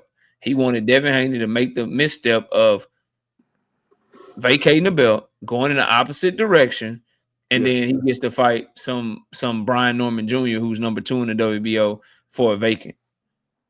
Yeah, no, 100%. Nah, because if he wanted that fight, like we cannot, and I'm not saying you're doing this, but as a boxing fan and as a journalist and as an analyst and as a content creator, when a fighter turns down more money than they've ever made for the biggest fight that they've ever had, that shit's a duck. And I'm not gonna think it's some big grand scheme, grand plan in order to get more money, $1 million or $2 million more, and think that you really being smarter. That's really some play at hand, because what the play is, what the smart play is, the blueprint is out there for everybody. Everyone's calling for Devin Haney versus Ryan Garcia right now. Everybody's calling for we want Devin Haney versus Tank Davis. People are calling for Devin Haney versus Shakur. People want to see Devin Haney versus the winner of Team Alifu and Rolly Romero. Well, if Keyshawn Davis takes this fight and whoop Devin Haney's ass, who are they gonna want to see fight all those people I just mentioned? 100%. They're gonna want to see Keyshawn. So the play is, I get the most money I ever made to fight you. Plus, when I beat your ass, everything that people want to see you do, they gonna want to see me do that shit instead. Now I'm the nigga people gonna be calling for Tank to fight. I'm the nigga that people gonna be calling for Ryan Garcia to fight. Even though me and Shakur may not want to fight each other, they gonna call for that fight, and maybe we get offered so much money where we gotta fucking fight. Because I ain't getting Liam Perot now. Rolly and T.O., they got to start paying attention to me now. Real talk. And so that's the play. So I don't like that. What he did, duck move. Because the play, if it was a play, it'd be the stupidest play that we probably ever seen in boxing history. When you get that opportunity to take somebody's spot that's more popular than you, that's in a better position than you, you go in there and you fuck them up. You go in there and you fuck them up, because there's nothing better than that. Plus, it's not like he was getting low, but I seen niggas do that shit for less money. I saw, and I don't even like Devin Haney, bro. I watched Devin Haney take less money than George Kambosos, because he knew the position it would put him in to unify and become undisputed in that division. Then what did he end up parlaying that into? He parlayed it into a Loma fight. He parlayed it into a Ryan Garcia fight. He got bigger and made more money off the back of becoming undisputed at 135 pounds.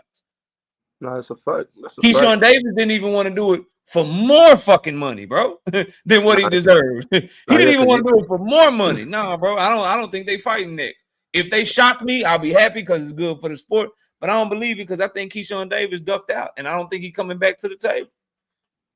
Nah, that shit, when you put it like that, because even when I do think about it, I'm like, damn, bro, probably even the money you probably would have made off endorsement, for me, sponsors with the sponsors that's trying to have their shit on your shorts for the fight, certain things that you could do for promotion. Like, you could easily pull out a medal, like, you feel me? Because I ain't gonna lie, but Keyshawn, he's on a good high, but it's like everything he do good, throw some water in there. Do something good, throw some water in. So it's like it kind of mind fucking me. You feel me? I'm glad we had this conversation right here because you I ain't gonna lie, you do your thing, bro. You able to give good intel and make logical sense of certain things. Because it's just a lot of these YouTube channels that just be all over the place. I ain't gonna lie, there's a lot of fanboys in YouTube right now. It's like, and even the channel, the channel host, you feel me? The people that run their channel, it's like you kind of you don't even understand what's going on nowadays for real. Because now we got to be on top of the business. Now we got to know more about the business of boxing to really understand who really is the duck. Feel me? Like, yeah, when we 100%, bro. Well, let me I don't think we got no smoke, bro. Let me keep the show going. I'm gonna holler at you, bro. Appreciate you pulling up. Sure. Salute. Shout out to African Lives Matter. He said actually Boo said his number one target is Fundora. Yeah, that may be his number one target, Kamal, but that fight ain't happening this year. Fundora's gonna exercise his mandatory. The Karja Jabba. What's this nigga name? Karja Jabba, bro. What's this nigga name, bro? Karja Jabba. Secret dance move. What's up, homie? Karja Jabba. I can't say this motherfucking name. Ermal Harjabarjev. That's what Fundora was doing. That already got called, bro. So Boots is going for Josh Kelly next. Like, the Josh Kelly fight is what's more than likely next, bro. Shout out to African Lives Matter though with that two-piece. I appreciate you, bro.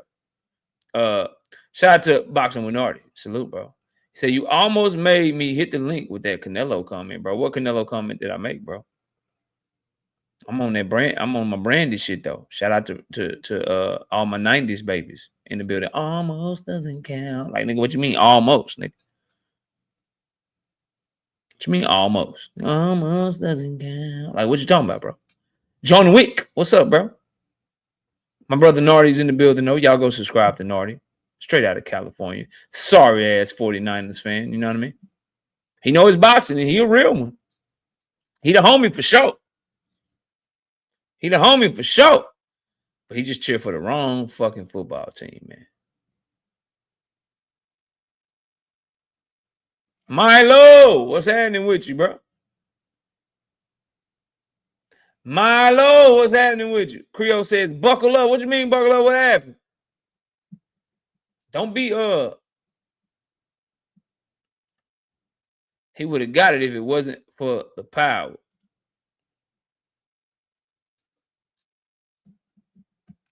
Ben Joven says Fundora knows his layoff would have fucked him up. Got him fucked up by Boots. When last time Fundora fight? He ain't fought this year? Is he another person that ain't fought this year? Brashley, what's up, Brashley? Is this another nigga that ain't fought this year, bro? No, he fought Keith Thurman, bro. What you mean layoff? Damn, you ain't counting Thurman? I knew I wasn't tripping. He fought Thurman at the end of March.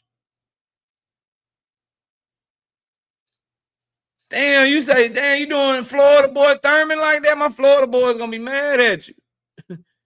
Damn, you like Thurman don't even count, KO. This nigga been on a layoff. Damn. He did just walk around the ring beating Thurman ass, though. We got to keep 100. He walked around the ring whooping Keith Thurman ass for the 5.5 rounds Thurman could last with him, bro. He did walk around whooping his ass, bro.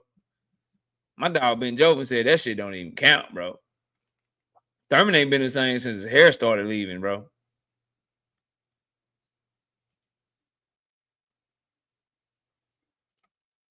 Nah, bro, I've been live for a minute, bro. I've been live for an hour and 34 minutes.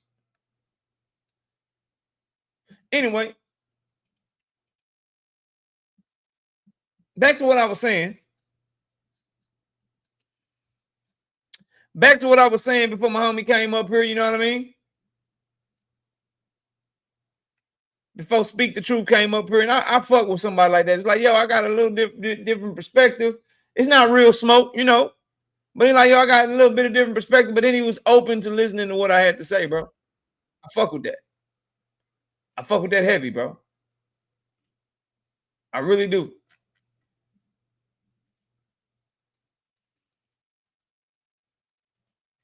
All right, this video I did 9 days ago. That's what we was talking about. Yeah, this right here. You back tonight for T.O. versus Rolling? No, KQKC gonna be calling the fight. My co-host. I think 2 Cents Boxing is gonna be doing a 2 Cents Boxing is gonna be doing a live commentary. Y'all go check out KQKC. Go check out 2 Cents Boxing. They'll be doing their thing. You know what I mean? I don't do the commentary. I'll be watching the fight. I bet I got the bet video up for the fight.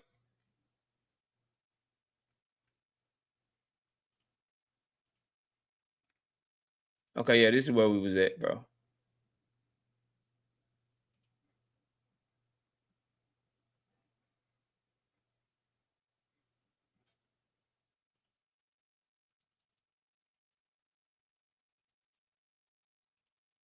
Back to exposing this dude. Since he want to talk shit in my chat. Yeah, I'll be back tomorrow morning, Sunshine, for sure. Recapping this shit. For sure. All right, back to this. This is where we was at. So, finish reading this shit. This is what happens when bias is quiet. Right, we back. You know, okay. Your boy got multiple jobs. Had to answer that call. It was important. So Zuffa was trying to be bullies. Zuffa wants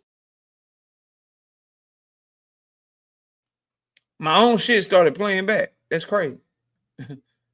My own shit started playing back. Let's try that again. Y'all heard that shit? Come on, man.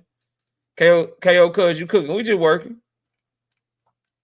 We just working, bro. All right, let me get this back, bro.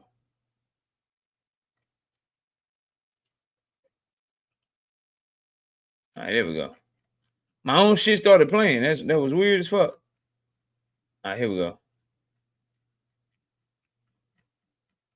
Ricky Cooper, what's up, bro?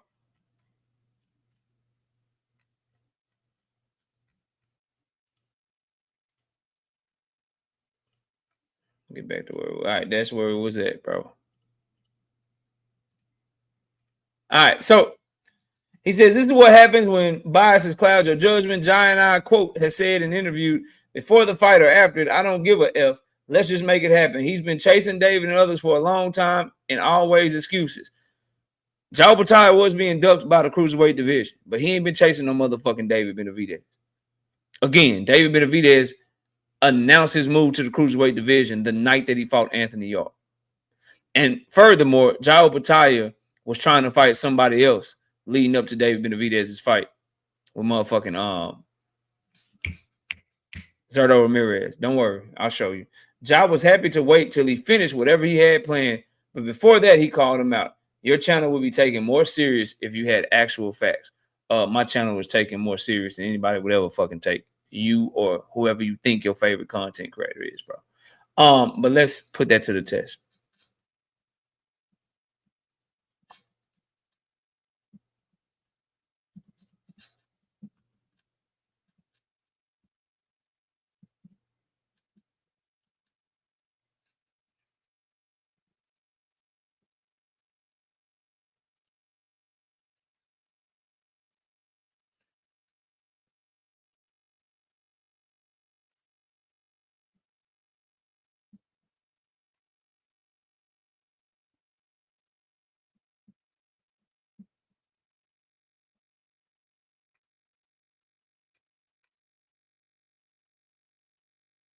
Give me 1 second.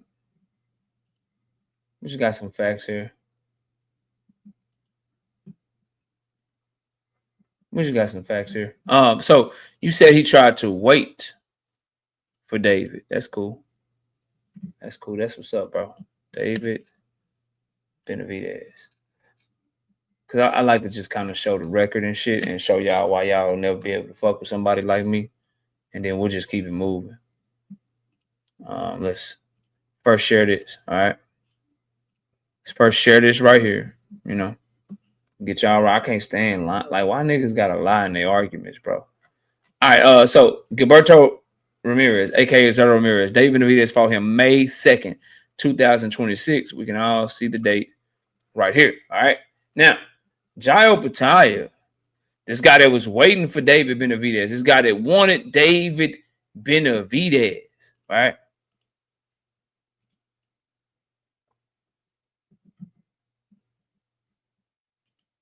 This guy that wanted David Benavidez. Yeah, I do realize he was trying to fight Noel Machiavelli all the way back February the 8th. Let me make it big. Make it big for y'all. See that right there? This from Sky Sports.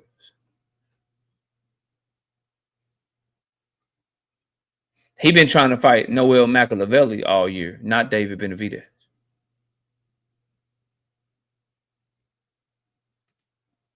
Not David Benavidez. Just FYI. Just so you won't ever try to come by my channel and say that dumbass shit again. So that you won't be in my comment section saying stupid shit ever again in your life. Understand that as a matter of fact, it was before February. I can show you.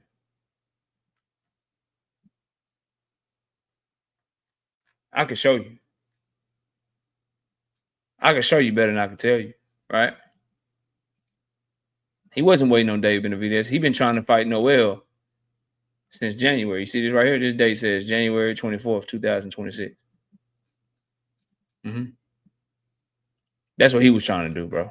He wasn't trying to fight no motherfucking David. What up, GOAT? The GOAT is in the building. What up, bro? Salute. Rig, what up? Y'all sound dumb, bro.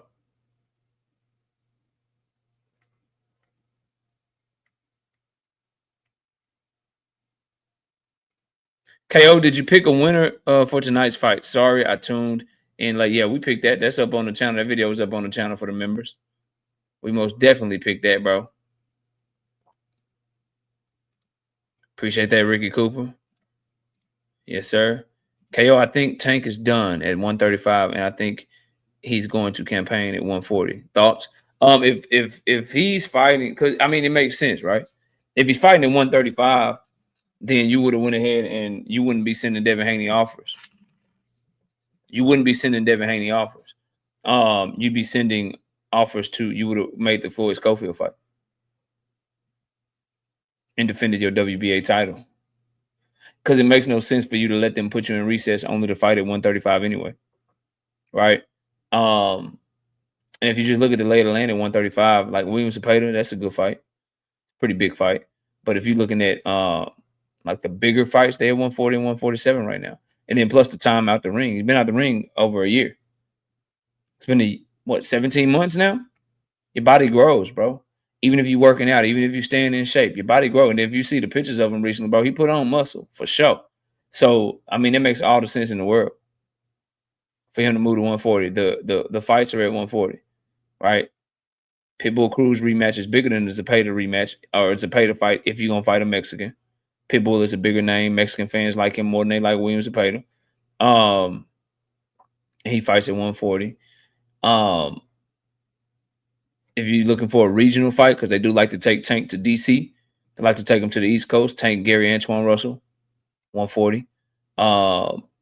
Makes all the sense in the world. It'll be for a title shot. They can put that in DC. Shit gonna go crazy. If you're looking for a Vegas fight, that would be that Pitbull fight. That would be a fight with Manny Pacquiao, who can't make 135, right? If they're just looking to get some money back and do a money grab and have him fight, a 98-year-old Manny Pacquiao, which would be a trash-ass fight, but very big commercially. That fight can't happen at 135. So all of the things that we know what they look for, big event for Tank, maybe a world champion fight, a fighter coming off of a good performance. Those fights are all the different weight classes. They're all a different weight class. So I'm not mad at that assessment, bro. It's not bigger than the Zepeda fight. Zepeda beat Roach. Pitbull put 12,000 people in the ring in San Antonio, bro. I'm going to repeat that for you. Professor Bryce. Classes in session. Listen to Professor KO for a second, fam.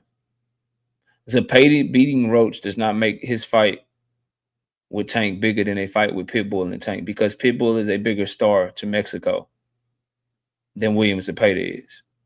12,000 people showed up to watch Tank Davis fight.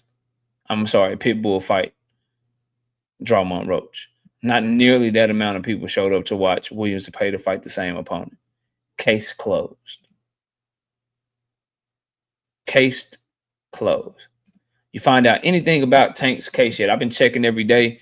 The last that we heard was they did a mediation, and there's been nothing else in the docket since then, bro. There's been nothing in the civil case docket since they had mediation on August the 11th. There's been nothing in the Baltimore, Maryland docket since May 22nd, bro, of 2026. That is fucking strange, bro. You're on probation. You're on probation. And you don't have a case update, a probation update for almost, it's exactly 3 months. It's August 22nd. 3 straight months. No update.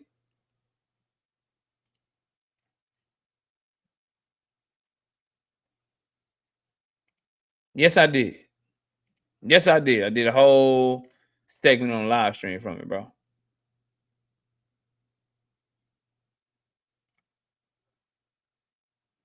KO, what are your thoughts on why the bench warrant hasn't been issued yet for Tank? No, it has been issued. The bench warrant is still active in the system. It's still active in the system. It hasn't been rescinded. And they haven't had any updates on it. So according to the system, he still has a bench warrant that's active in Baltimore, Maryland right now. And he just did an event in Baltimore, Maryland, his back to school event. Now, I didn't see any videos or pictures of him being in the being in attendance, but the bench warrant is still active.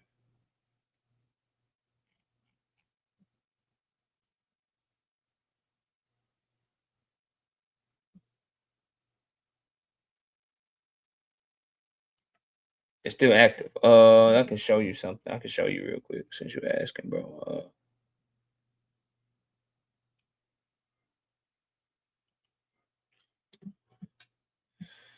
So it's something that's taken 3 months for them to get a ruling on. And I can show you what I mean. So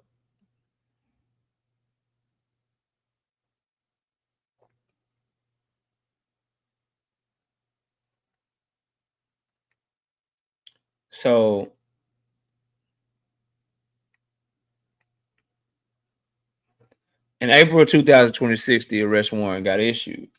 His team wrote a pleading, in a motion. They gave him a notice of deficiency, which we already went over with some paperwork shit, right? They wrote another pleading, right? They replied to him. They denied their petition. Then his team wrote another pleading, and they requested for a trial.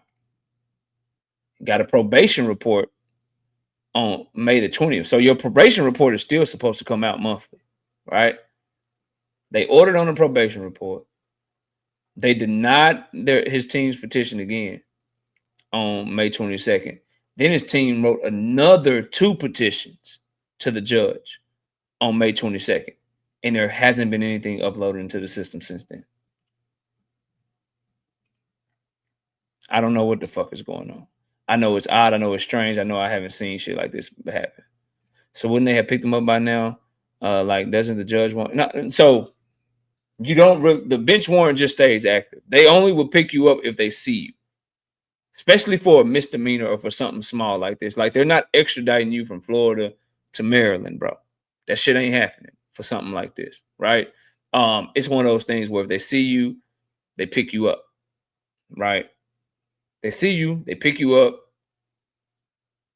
and then you get put in front of the judge. I mean, bro. The thing that's odd and interesting about this case is the fact that nothing has been put in the docket for 3 months.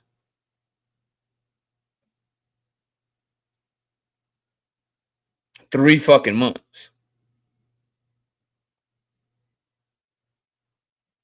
And there's no ruling on the pleading. That thing you say here, I'll show you, bro.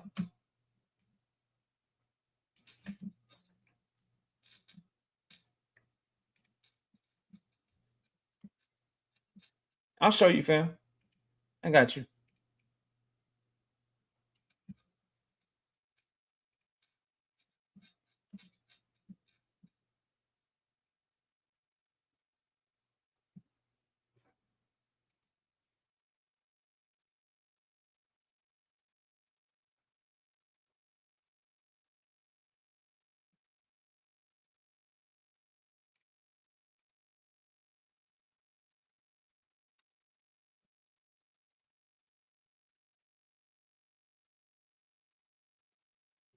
All right, so I'll show you this.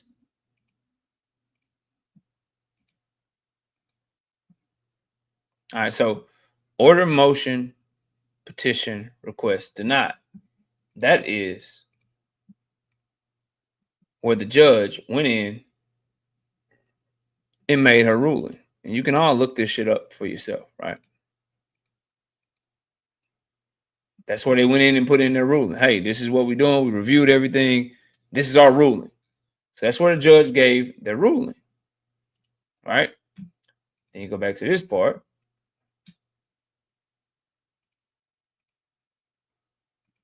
Right? And you'll see two of these, right? You see this once and you'll see that twice. It's two different entries. And what that means is this right here, bro.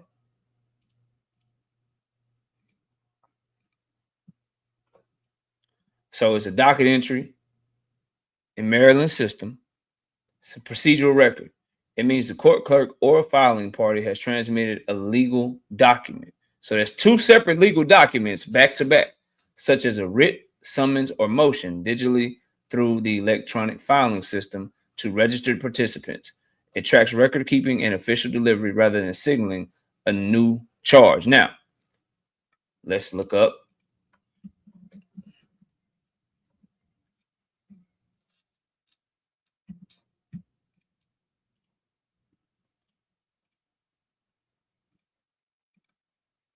writ. Writ is a formal written order issued by a court or legal authority that tells a person, lower court, or government group to do something or to stop doing something. So the first docket entry is the writ. That's the formal order from the judge, right? The second one is a pleading.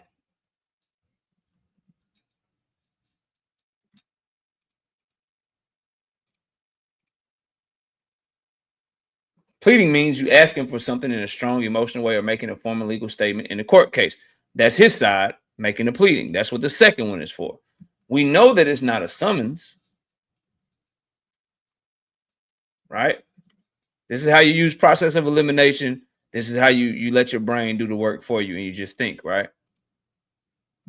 A summons is a formal legal order or document from a court telling a person they must appear in court at a specific date and time. It often notifies someone that they are being sued in a civil lawsuit and must attend for a jury duty or as a witness, right?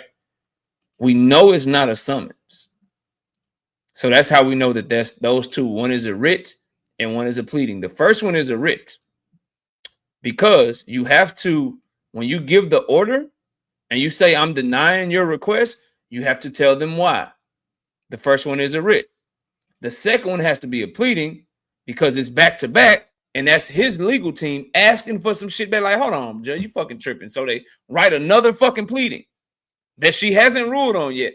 It can't be a summons because if she was simply summoning him to court, he wouldn't have a fucking bench warrant for his arrest. Because that's what his team is asking for. Recall the warrant and just give him a court date and he'll come to court. I hope y'all are following, bro. I hope this makes sense to everybody. They denied his motion to recall the warrant. She tells them why in a writ, why I am denying this motherfucking motion. No, I'm not taking your motion. I'm keeping the warrant up. So then they come back with a pleading of something else. Probably the same thing over again, probably a different argument, probably something else.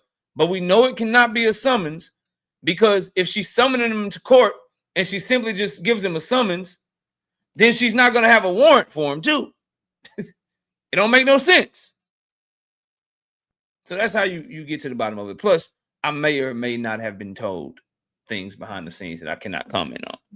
So y'all do what y'all want with that. Jamal Harvey got that motherfucking knockout. That boy is nice. Look, bro, we got about 45 minutes, man. I got about 45 minutes, man. Let's open up the panel, bro. Let's open up the panel, man.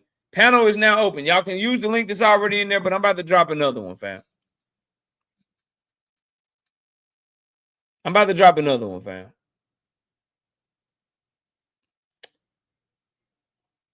Because when people see Smoke Link, they get scared, bro.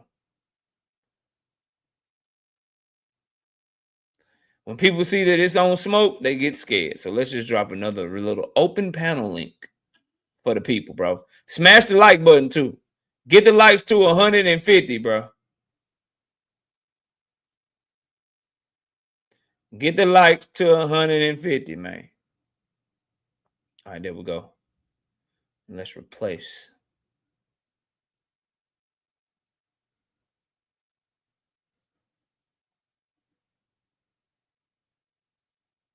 There we go.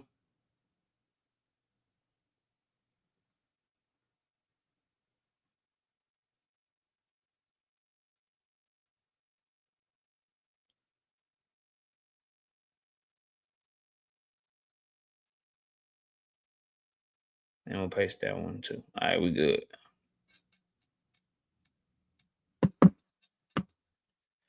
A judge can advance a court date just to make a defendant appear or issue a bench warrant. The difference is the bench warrant was already issued when they were doing all this stuff.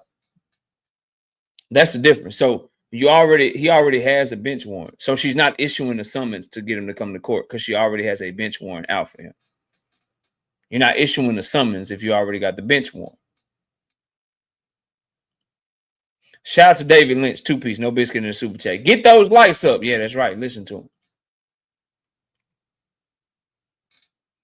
What they want is for her to issue him just a court date so he can have the warrant recalled, so he can get a fight scheduled and be able to fight.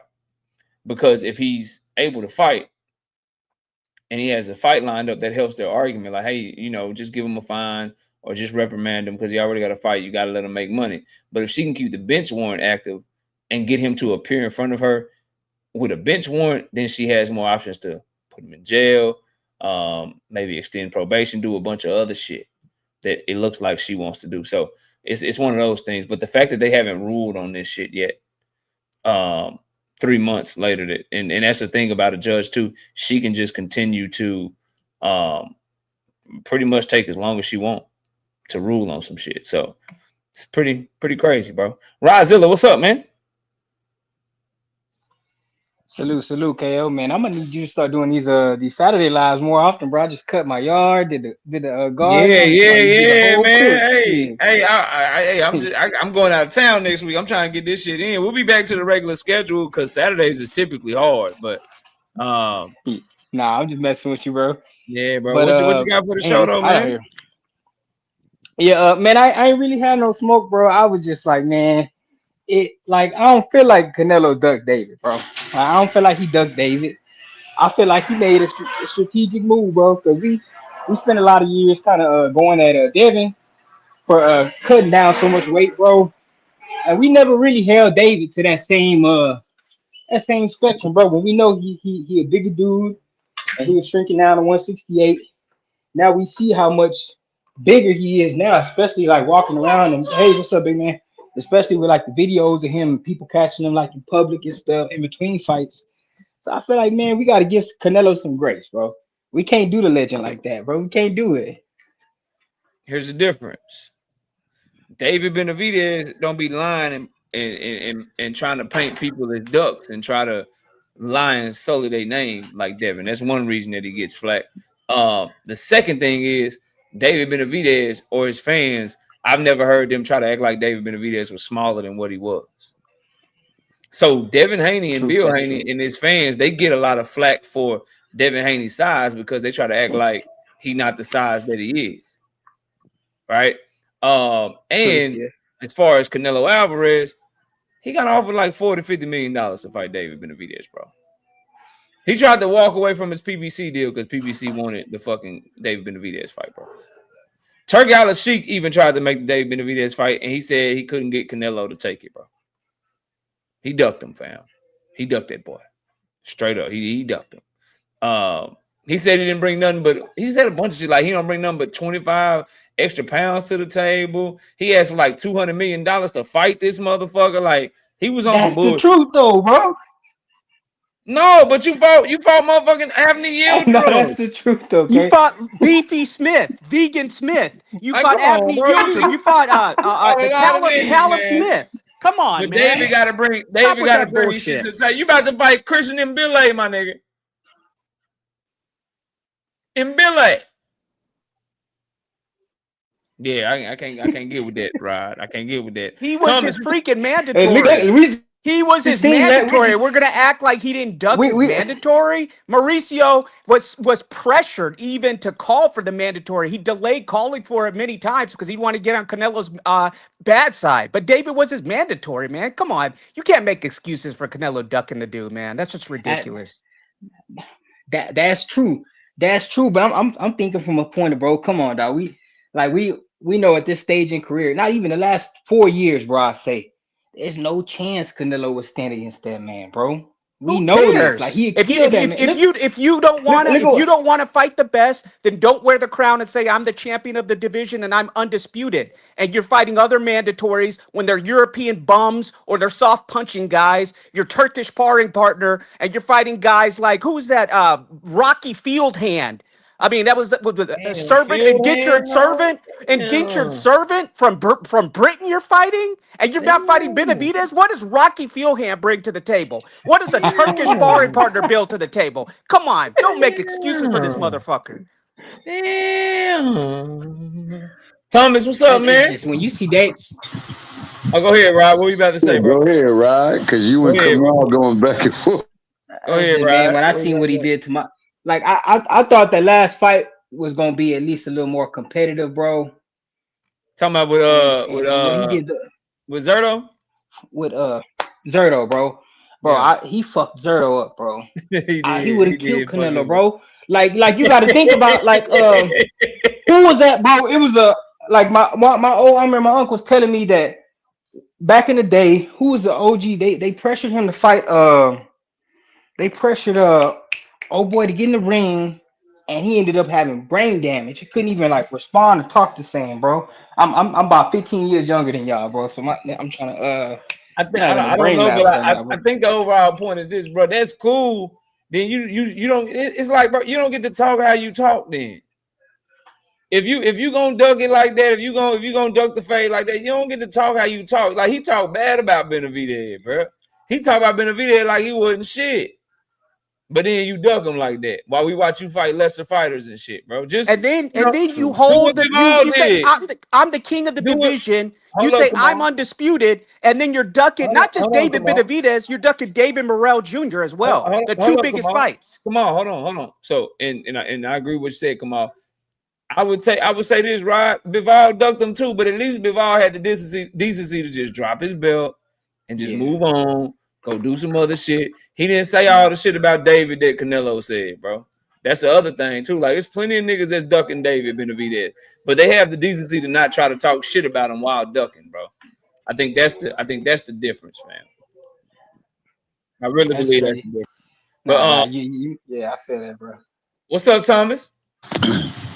Man, shout out KO. Shout out Rod. You know you still my dog player, but the 200 million ask is really stunts, man. That's severance pay times two.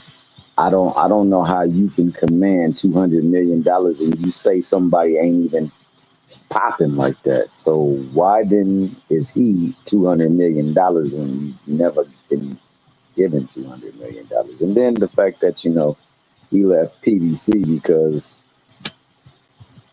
there was a possible fight in the making with David Benavidez, and PBC got him his biggest bag he's ever made. So to that point, so I don't know, man.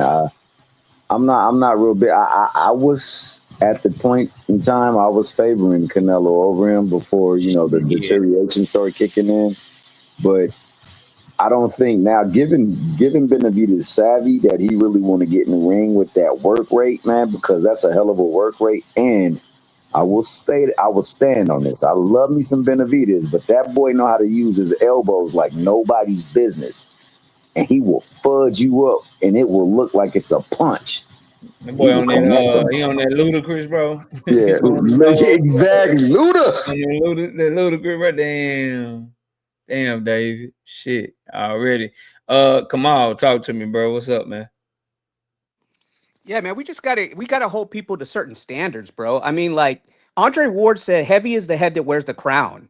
So Canelo Alvaroid was moved up like the sniper and the vulture he is to 168 full time only when David Benavidez got stripped.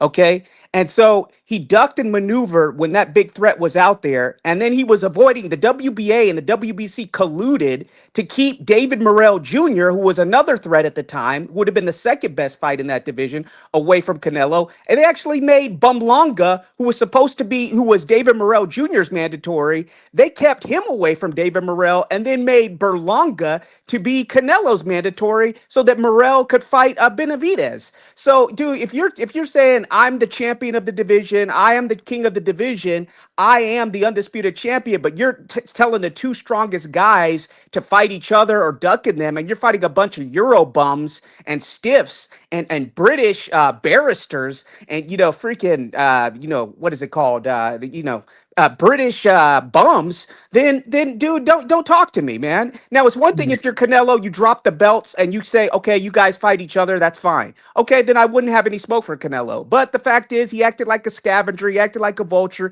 He only went up to 168 full time and tried to be undisputed when Benavidez got stripped, and Benavidez getting stripped was on him. But then Benavidez was his mandatory. He made Benavidez jump through hoops. Then finally, Benavidez didn't do what these other guys do and wait around for the opportunity. He went to different divisions seeking out challenges, and even and so like KO said, man, when Bivol had his thing going on with Better BF, those two were focused on them. I think Turkey was keeping those two away from Benavidez, and so Bivol, who sparred with Benavidez, who has respect for him, just dropped his belts and said, "Hey, I'm going to focus on, I guess, the trilogy. I don't know what's going on with that." So let's not give people passes, dude, because if you are holding the division hostage as undisputed and not fighting challenges, then that makes you a malingerer. Damn. Shout out to man. Shout out to Kurt Hurd gifting 5 big time memberships to the channel. We appreciate you, Kurt. Thank you so much. Mr. Moss, what's up? Welcome to the show. Hey, thanks, man. Great show as always, man. Come on, bro. Keep cooking, big dog. To whom much is given, much is required, man. And so you want to be great, Canelo, then you got to do great things, bro. You got to test your greatness, right? You pull up Terrence Crawford 2 divisions, and he whooped your ass. So why can't you go fight Benavidez, right? And so I never favored Canelo over Benavidez, right? And KO, like, we got to praise David Benavidez' skill set, bro. You don't see dudes at that size and size and weight with the speed, the distance control, the combination punching, inside fighting, outside fighting, fighting the back foot. He can come forward, he can lead, he can counter. I mean, you talk about a complete fighter. And so I see why Canelo, listen, I probably would have more respect for, I would have more respect for Canelo if he fought him and got his ass beat than him just not fighting him. You know what I'm saying? And so this is boxing, bro. Well, even more if he don't fight him, but admit like, yo, I'm just not gonna fight him, bro. Like, yeah, you know what I mean? Like, look, that don't even gotta be said though, bro. Look at the size difference, bro. Like Nah, but I still I've done think enough. I've done enough. I have nothing to prove. I'm cool. Like if he just said that, like, but it's the he fat. Oh, he ain't shit. Oh, he trash. He did okay. but Well, KO. And did he pull Crawford up, or did Crawford go after that fight after he got gassed up? It doesn't matter. He fought him. It matters. You're making bro. excuses, bro. You're I'm making not excuses y'all let for me. the guy. Y'all let me let Mr. Moss finish though, because I cut him off a little bit. Go ahead, Mr. Moss. I Good, bro. apologize. Let me close with this last point. Rodzilla, bro. Come on, bro. This is boxing, man. Like, we supposed to break down the sport and hold dudes accountable, bro. We can't lower the bar or the measuring stick, bro. You talking about size and shit, bro. We've seen fighters come from and kick ass. You feel me? It's about the skill set, bro. It's true. Skills pays the bills in the sport of boxing. And so you using size as an excuse with Canelo, bro? Come on, big dog. I mean, come on, bro. Like, I've heard you talk sports before, bro. Boxing. You know boxing, bro. So don't do that, big dog. Hold Canelo accountable, bro. Right? He's a clown. He's a loser. He's a cheater. Damn. Honestly, bro, if you break down his skill set, bro, he's easy to beat, bro. And he's been beat before, but we know those judges getting paid behind the scenes, in my opinion, KO, that there's some fights there that I thought he lost. Like Arizona and Laura whooped his ass. You feel me? So I'm just saying, bro. I never looked at Canelo as the top dog or the face of boxing, bro. Never. Me, I ain't gonna lie. I've never seen him as that either, as far as like my favorite fighter, bro. But I rock with him, bro. I've always enjoyed his fights. Him and Leo Santa Cruz, bro. I always find myself defending them two fighters, bro. And so with them, bro, I'm always give him some grace, bro. Respect, I mean, that's your opinion. It's all respect. Nah, but yeah, for sure. Be more bully. What's up, man? Be more. You there? Man, what's going on, KO? What's going on, bro? What you got for the show? Yeah, man? I'm here. Can you hear me? What you got? Yeah, I can hear you. What you got for the show, I'm bro? here. KO. Yeah, what you got for the show, bro? I can hear you. All right. Yeah. Hey, I gotta say this. I like Canelo, right? And I liked his movements, but once he went up against Bivol, and once the reports that came out about he had to have surgery for this or he got problems with that for his injuries, I noticed he started ducking. He did what he had to do in order to go ahead and get that money, but he started ducking. He never, ever even entertained fighting David Benavidez because he knew exactly what the outcome would be. And he rather go ahead, ride it on, and continue to gather all that money that he's getting, then go ahead and go up against Benavidez, which could probably end his career. So right now, he just taking whatever fight come along to get a couple more dollars. And I can understand that to a point, but at the same time, man, come on, what happened to the warrior that's inside you? You know what I mean? It's like he's not there no more. He's not that person no more. He's not Cinnamon no more. He's just Canelo. So, Bad, bro. Yeah. So panel is now open. Y'all go ahead and cook. Y'all talk y'all ish. By the way, rest in peace to Zolani Tete, man. I'm reading this story, man. He got killed in South Africa, bro. He got shot up pretty bad. So man. Yeah, he's out of there, I man. know he got shot. Damn. Yeah, he got killed in front of his home, bro. They said he got ambushed. They were wearing ski masks. They ambushed him and shot up the car. He out of there, man. So rest in peace. Power. South Africa is very I'm dangerous, up here man. calling double They don't duty. care. They'll I'm kill on anybody. Cam, and I'm over here with KO. Hey, come on, you and Mr. Miles, bro. Y'all niggas is ruthless, man. This man got 40 fights. I mean, 70 fights or something, bro. Man, y'all niggas is ruthless. No, because I tell the truth, bro. Mister, Right. when has it been? Oh, I don't fight somebody because they're from my country, man. Mexicans have had they're great boxers, bro. I Marquez forgot and, about that shit. all these guys, Morales and all these guys made a career off of fighting each other, man. Mexico has produced some of the greatest boxers ever. And this clown said, I'm not going to fight somebody who shares my flag to duck Benavidez. And then he goes out and Man, fights Jaime another Mexican. Munguia. Yeah, He I forgot fights about Jaime that. Munguia, man. It's a I forgot clown, about bro. that. He's a That's my cheater. fault. He's a I Hey, cheater, I'm not just sorry. the Come on, Laura my fight. bad, bro. I forgot He about Not just bringing the up that. all Laura the fight. old Man, that Canelo hurt my talking heart. points, Not just the Man, Laura man. fight, the Crazy. Cotto fight was man, I that controversial. hurt remember I my that thought heart, the shit. man. Austin Trout fight was controversial. He didn't rematch Austin Trout. He didn't rematch Laura, but he fought Dog. Bum Lufkin a third time, a Bum Lufkin that was 40 years old that he brought up to 168. And then you're saying Benavidez is too big. Benavidez is too big, but he wanted to fight Yakubu, a Zulu warrior that nobody had ever fucking heard of, and it was such a bad cherry pick that DAZN said no.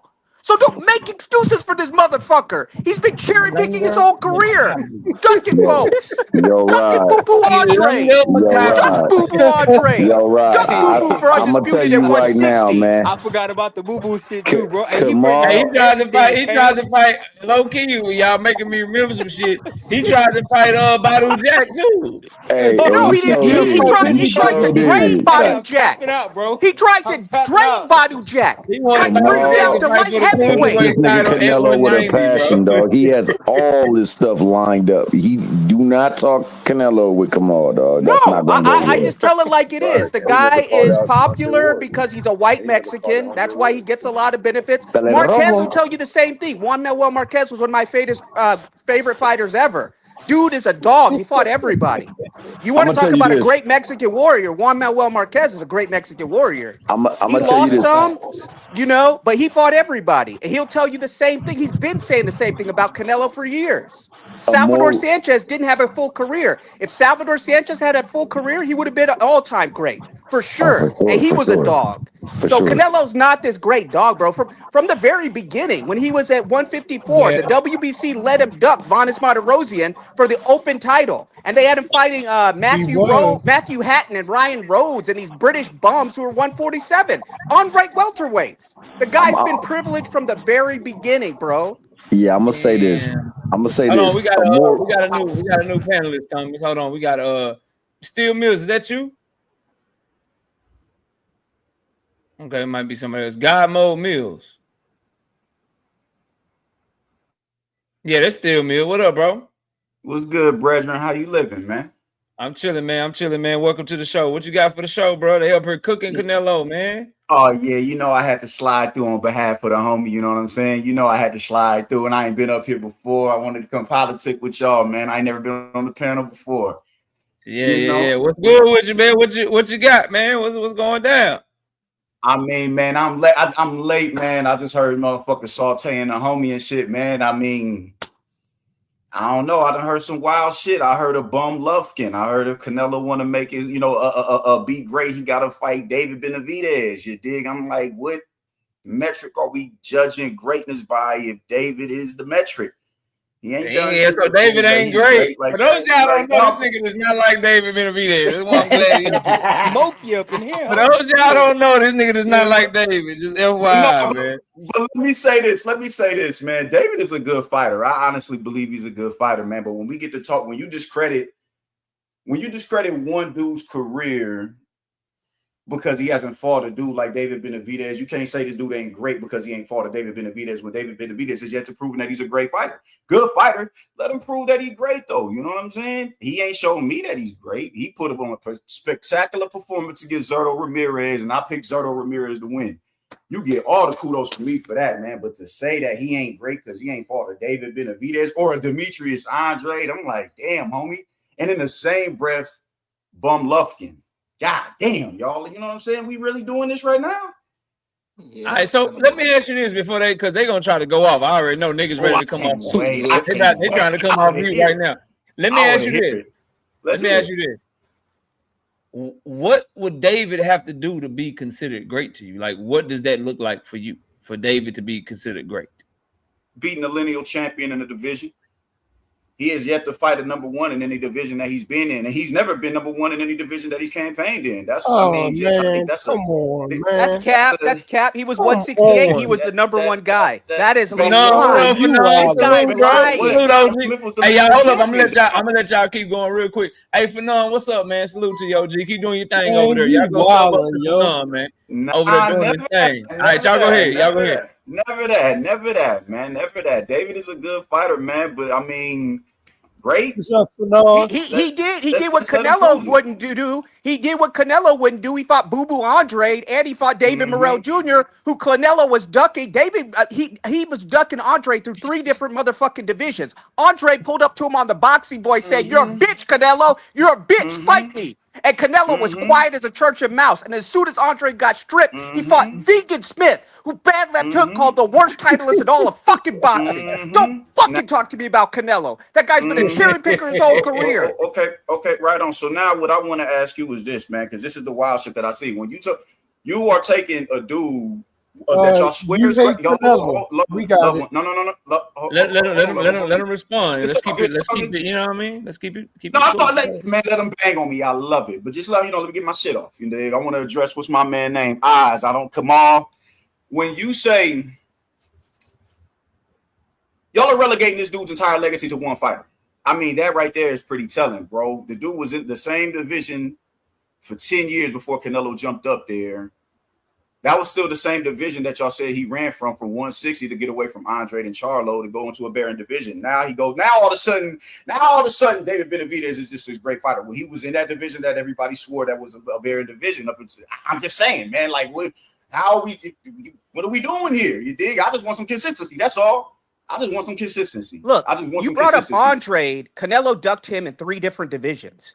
So don't just say what you said. He ducked him at 154. Okay. He ducked him at 154 when he was he was fighting at 155 to stay away from both Charlo brothers. When he was fighting, he was ducking the Laura rematch, ducking the Trout rematch. He ducked Vanes Martirosyan, who was supposed to fight for the open title, the vacant title of the WBC, and instead fighting a bunch of welterweights. Shea Mosley off of the loss against Pacquiao, an ancient Kermit Cintron. He fought Matthew Hatton, he wasn't even unranked. He was an unranked welterweight. Ryan fucking Rhodes, the WBC let him commit abortions as a champion at 154, fighting a bunch of fucking unranked welterweights and then old guys. Okay, so don't give me this. I think he's a good fighter. I'm not going to say that. When I say use the word great, that's a different kind of adjective. But I think he's been very privileged, and this is something Breadman has said. Breadman said he's a good fighter, but he's been very privileged throughout his career. So when we talk about Andre, he's the one who said at 160, this is Canelo's own words. He said, my goal is to be the first undisputed Mexican middleweight champion. I look up to Bernard Hopkins, and that was when he was under Golden Boy's promotion. I look up to what Bernard did as an undisputed middleweight champion, and the last belt was Boo Boo Andre. And you remember those Eddie Hearn videos where he's telling Boo Boo, because Eddie Hearn promoted Boo Boo at the time, and Eddie Hearn's like, you're in a great position, Boo Boo, because you're the last fight. You're gonna make a lot of money, and Canelo's got to fight you. And then what does Canelo do? He jumps up to fight Rocky Fieldhand for a secondary WBA belt. He didn't even go and fight the man at WBA that he should have fought at that time was Callum Smith. And instead he fights Rocky Fieldhand, who's an absolute bum. So Canelo's a good fighter. I'm not going to take it away from him. He's also a drug cheat, and he's also been very privileged throughout his career. So he did, at 154, he did duck the majority of the smoke. When 154 was hot and popping, he let the Charlos, he let J-Rock Williams, he let Austin Trout, because he never rematched Austin Trout, didn't rematch Erislandy Lara. He let all those guys fight. Never fought Vanes when he was supposed to fight Vanes, and he just did his thing at 155. Brought up people like Amir Khan, Chin Khan, and that was a monstrosity at 155. As soon as Boo Boo Andre gets stripped through his own stupidity at 154 for his WBO title, who does he fight? He doesn't choose any of the other champions. He and Eddie Cartel Reynoso, because that gym has more drug cheats than the Sinaloa cartel. That is FBI. Donald Trump investigate that Eddie Cartel Reynoso gym, because that is a corrupt gym, by the way. So as soon as Boo Boo gets stripped of the WBO, what does Canelo do? He fights for the WBO title against Vegan Smith. The guy is good. I'm not going to call him great because I don't think he is great, but he's definitely been privileged, and he's definitely ducked certain fighters throughout his career and fought at weights that privileged him. Okay, get this nigga Mills down. Get his ass. I want him to get his shit off, man. You did when I get to interjecting and all that. When it's disseminating information, that's how the shit get. That's how motherfuckers, tension get drawn into that. So when you say Demetrius Andre, so we discredit a win over Golovkin, 2 wins over Golovkin. I personally thought Golovkin won the first fight, but it was controversial. He didn't. I'm not giving him credit for the first fight. That was a robbery. Come on. He let you cook, bro. He let you cook, fam. Let him respond. The second fight, because the second fight, I think if there was a precedent for a draw, the second fight should have been a draw. But I wouldn't have been mad at anybody who won that fight. But there was no wrong decision to make in that fight. If you would have said a draw, right decision. Canelo won, Golovkin won, right decision. So he beats Golovkin and he beats Danny Jacobs, and we chastise him for not fighting Demetrius Andre, who's fought absolutely nobody. I want you to answer that question for me, man. I'm not going to be long-winded. I never highly rated Bumlovkin because I think he was a creation of corporate media. He was fighting guys like from The Gods Must Be Crazy and from The Lion King. Swaya, some of the beat Super Bowls, Adama. These guys, Martin Murray, Daniel Gill. I never ranked Golovkin. But you want to talk about Triple G? The first fight, that was a robbery. I thought Triple G beat his ass. The second fight, many people thought Triple G won. And then he fought him a third time when nobody was demanding it. So I'm not going to praise the Bumlovkin series. You want to go ahead and praise it, praise it. Bumlovkin's a Hall of Fame fighter. I don't think he's worthy of the Hall of Fame. I think someone like Kelly Pavlik had a much better career, fought better competition than Bumlovkin. And Kelly Pavlik's not in the Hall of Fame. That was a healthier division when Kelly Pavlik was in there. But so I'm not giving Canelo credit for Bumlovkin. I'm not. I'm not. Because Bumlovkin ducked Andre Ward. He said he was going to go up to 168. He tried to put a rehydration clause on Carl Froch. That ended those negotiations. Tried to put a rehydration clause on freaking Chavez Jr. You want to talk about Canelo? Fought motherfucking Chavez Jr. at 164.5. And he wouldn't fight Benavidez? Come on, man. You cap. Shut up, Big Dog Willie. Yakubu was such a bad cherry pick. They didn't even know his birthday. Real quick, they didn't even know when he was born in the huts of Congo. And he was such a... Hold on, Kamal. I muted you so I could get this super chat off. Give me a second, Kamal, then I got you, bro. Shout out to Big Dog Willie with the 2-piece in the super chat. He says, Khan was whooping Canelo ass up until Khan slipped. All right, go ahead, come on. Bums, these European bums. Lynn Blabnick and DAZN said you will not fight Yakubu, and he showed up to the WBC convention doing these face-offs with Yakubu, and they don't even know that motherfucker's date of birth. That's how bad of a cherry pick it was, and DAZN put their foot down and said we will not approve this. Defend that. All right, go ahead. I'm gonna go to Mills one more time, then I'm gonna let Larry get in here. Mills, go ahead, bro. That's so wild. I mean, man, I think what I'm hearing is honestly. What I'm hearing is a lot of conjecture. I think just you're hearing facts. You're hearing facts. I'm hearing a lot of propaganda. But it's all love, man. Go through his resume. Okay. I'm hearing a lot of propaganda. It's all love. I can't be mad at it. I'm not about to sit here and say that Canelo was, he's not no diva. I'll be lying if I said that. But I mean, shit, when you put in the road work, when you become the face of the sport, when you carry the sport on your back, you get preferential treatment, and that's just a fact. And to your Andre point, the dude doubled back and tried to fight Andre. He honestly did. That's documented. They shut him down. They said he had to go and honor his mandatory against Derevianchenko. Derevianchenko priced himself out, and he was stripped subsequently because of that. That's just a fact, man. That's in document. Now he's lying. The IBF ordered him to fight Derevianchenko, and Canelo ducked Sergey Derevianchenko. There's another fighter Canelo ducked. Another Sergey Derevianchenko, because the IBF doesn't play around. They don't play preferences. Even when Floyd was fighting, Floyd didn't like having the IBF because the IBF will order you to face your mandatory. Don't forget about the FBI raid when they got raided because of Top Rank. Daryl Peoples runs his organization. Come on, please let him answer that point that you said about the IBF so you can respond to him, Kamal. Give me 1 second. I want you to respond to the Derevianchenko point Kamal made about Canelo ducking Derevianchenko. And his ass got stripped. His ass got stripped. The IBF agrees with me. Yeah, I don't even think Kamal know I'm muting him so I can try to hear. I don't think he can hear me, bro. Don't make facts. Facts don't care about your motherfucking feelings. Facts don't care about your feelings. I don't want you to middle. I don't want you to middle, Fabby. I want you to I want to hear. I want to hear both of y'all, but I want to hear specifically. I want to hear you. I want to hear you respond to what he said about. If you get stripped by a neutral arbiter when you're the champion for not fighting your mandatory, you duck that mandatory. Come on, so you can add in all the conjecture and all the posturing that you want. Come on, can you hear me? Canelo ducks or he never changes. Come on, can you hear me, fam? I need to make sure you can hear me, Kamal, because I'm trying to mediate for you guys, but you keep talking over me. I'm trying to be able to let y'all get to different points, bro. Neil,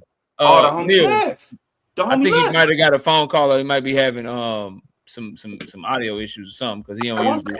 When he get back, then we'll say that for Larry. What's up, Larry? We'll say that. Hey, what's going on, man? What you got for the show, bro? Well, I agree mostly what Kamal said. I don't agree about the Triple G thing. You know what I mean? Like, I think he's a Hall of Famer. But one thing, that David Benavidez. Let's do this, Larry. Hold on, Larry. Let me get your thoughts on this.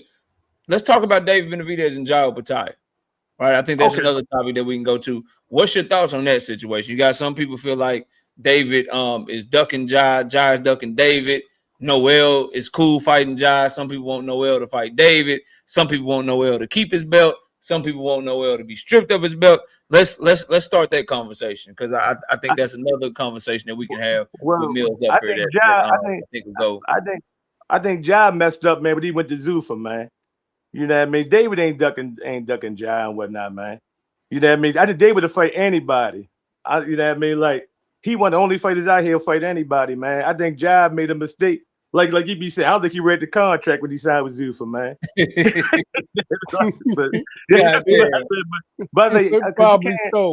You can't say you want smoke, then go somewhere else. All the smoke was there. He could afford David Benavidez or whatnot. You know what I mean? Like I think they'll fight eventually, but I think it'll probably be a couple of years from now or something. Shit, Benavidez might be a heavyweight by the time Jai fight him and whatnot, man. Okay. Jai Batai not trying to fight that man. Be more get in there real quick, and then I'll pass the Mills. Go ahead, be more. What you think of that, man? I think I know what you think, but just reiterate. Jai Batai is not trying to fight that man. You could read the room and the energy when David walked up to him, shook his hand. He said, "How you doing? I can't wait for us to get in the ring together." Blah blah. Jai Batai would look at him like he was shook. He looked at him like he was shook, like he was surprised, and the nervous energy took over. Next thing you know, he signed with Zuffa. Hey, B More. Yo, what's that, B More? I'm in B More too. Where I'm from too. I'm from East Baltimore. What side you from? I'm over west. Yeah, I'm from over on Green Mountain, man. All right. Yeah. Hey, yo, we get a lot of Baltimore. We get a lot of Baltimore listeners over here. I'm not sure why. I'm not sure why. Maybe it might have something to do with Tank Davis. I don't know. Mills, what do you think of David Benavidez and Jai Bataya's situation? The situation of the fight in itself. As far as the situation goes, all of it. The fight itself. I think the situation. What's your thoughts? They get into it. David Benavidez is gonna whip that. He gonna put the okay. He'll stop him, man, in like 8 rounds. 8 rounds. Oh, good God. Mills, what you got? I think that's a fight to make in the division. I mean, I don't want to be that nigga who's gonna come on here and just continue to cut off this dude. I don't want to be that dude because I was really impressed with what he did against. No, I already know what you're gonna do. I don't want to see David whip his ass. I don't want to see on purpose. I just want you to go whip that ass. Hold on, y'all. Hold up. Mills, I'm doing this shit on purpose. I want you to know. I know exactly where you stand. I'm doing this shit on purpose. I'm drumming up smoke. It's Saturday. I'm doing this shit on purpose. Just not by accident at all, man. Hey, man, listen, my nigga. When a nigga say, "Hey, man, I need about 2 or 3 years before I go holler at Jai Batai. I got to get acclimated to the division," and you already jumped up to fight a champion in that division, I think that's telling right there in itself, man. I don't think David is really. Say what? When did he say that? David never said I need 2 years before I go and fight Jai Opetaia. We're not doing that, is we? No, he didn't. He never said that. He never said that. He never David, said that, man. I'm gonna let y'all live in that psyop. It's all He love. never said I'm that, gonna let man. y'all live in that psyop. It's all love. I got love for what's happening. Opinion, not your own facts, my brother. No, that ain't opinion. That ain't opinion, loved one. That ain't opinion. That ain't opinion. That's a fact. He said that, my dude. He said that. Man, I've never heard he said that. He said that. Come on, Hey, man. y'all can't be mad at me because of what the dude said. Y'all can't be mad at me because of what the dude said. Hey, y'all, let's listen to him. Let's see what he said. I don't think that's the interview, but let me How mute my mic. important is it for you? Yeah, this is after the fight with Zurdo. This is directly after the fight with Zurdo. To get a chance to fight him without all the red tape in the way? I mean, I think that's the biggest fight in the world, especially at this weight division. You know, and that's definitely a fight I want. Like I said, I'm not scared of nobody. This is Monstro's world. And if he wants to get that fight, we get that fight. I don't know why he went to Zuffa. We could have made this fight right after this one, you know, but now I don't know if he got stripped by the IBF or what it is. You know, I'm not going to go there and fight for a Zuffa title. But I mean, I don't know. I mean, I think that would be a great fight to make in the future. And I mean, I respect Jai Opetaia a lot. He's a great fighter. And I think he has to come back over here to make these fights happen because, you know, we can't make no fights in Zuffa. So that's his most recent comments on Jai Opetaia. So yeah, Jai went to witness protection, man. I'm going to look up. I'm going to look up this clip right now. I'm gonna go on mute. I'm going to look this clip up right now. Oh, good. Yeah, find it and put it in the private chat, and I'll put it up there. That man went to Zuffa witness protection. Witness protection, man. Yeah, y'all all know. I think David Benavidez mops the floor with Jai Opetaia, and I think Jai Opetaia and Zuffa Boxing, they're making moves to not fight David. I think it's clear. I think it's clear as day. They'd rather try to win some sort of leverage battle than just have Jai Opetaia do what the fuck David Benavidez told him to do to make the fight. You the clear B side. You fighting on fucking undercards. You're not nearly the name that David is. If he tells you that he don't want to fight for no motherfucking Zuffa belt, and you got to come to him to make the fights, and he's the A side, that's him setting terms for the fight. That's him letting you know what you got to do to get the fight with me. I'm the bigger name. I'm the star. You're not. Come over here and let's get it cracking.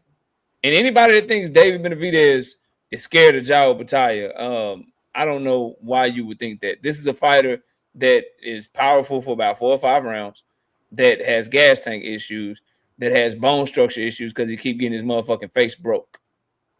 So I don't know why people would think that, but we'll wait for the for the homie Mills to put the link in the private chat, and we'll see what link he's talking about, bro. Edwin Castillo says Ben the Duckaz ain't no star. Edwin, you back over here, bro? I'm surprised to see you.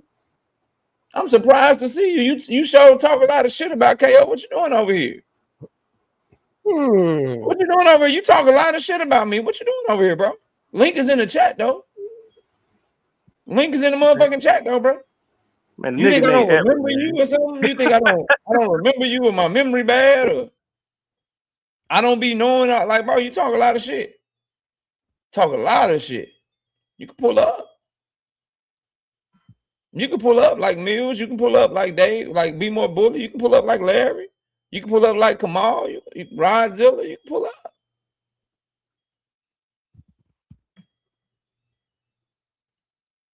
Yeah, you can pull up. Mills, you found it yet?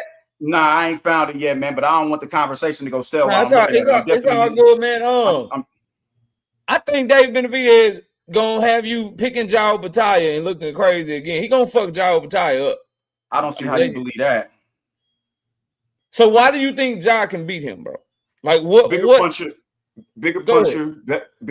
better feet, just better IQ. David, I think despite his incredible performance against Zurdo Ramirez, just when you in the ring with somebody for that many rounds and sparring, it is an element of familiarity. And when we saw Zurdo get in there with him, he went away from everything that he had success in doing, and since he went on his cruiserweight run and reverted back to whoever the fuck he was prior to that, man. I think people are really overblowing the win over Zerto Ramirez, even though it was a damn good win, because Zerto was running from Jai Opetaia his damn self. Who the fuck is a Jai Opetaia? He was just really acting like this dude was non-existent in the division, even though he was the HNIC in the division. So I don't think it's okay to discredit. I don't think it's cool to give this overt amount of praise to a David Benavidez for beating Zerto Ramirez and how he performed against Zerto Ramirez when Zerto Ramirez himself didn't want to go and find out what. Oh shit! So if he beats Jai Opetaia, would you call him a great fighter? Oh, absolutely. You're lineal. You were 3-division champion. You went and took it. He's already a 3-division champion. Yeah, but he did that. No. But what I'm saying, this is what I'm saying, is adding on to that. I think it's caveats. He's a 3-division champion, yeah, but he hasn't fought the cream of the crop in any division that he's campaigned in. You beat Jai, who's the top dog in that division. All right, give me 1 second. Give me 1 second. First of all, Canelo ducked. Hold up, y'all. Edwin, bro. Edwin, fam, listen to me, bro. You can laugh all you want to. The link is in the chat. The link is in the motherfucking chat. So as far as you laughing, you can laugh blocked until you get the nuts to hit this motherfucking link and talk to me. That's what you can do. You can laugh as a blocked motherfucker. Okay, that's what you could do. So Mills, this is my thoughts, bro. So I not only think that David Benavidez is going to beat Jai Opetaia, it is going to look like David Benavidez versus Caleb Plant. And let me tell you why. Some of the same flaws. You can do it all you want to. I picked David to whoop Zerto. You picked Zerto to win. So let's not. I did. Don't discredit what I'm saying. You gotta listen to me. I don't discredit what you're saying. I just think it's a little ridiculous. You know, Caleb Plant, my guy. Caleb Plant. Ooh. Go look all this up. Go look all this up. So this is what I'm saying. Jai Opetaia has gas tank issues, bro.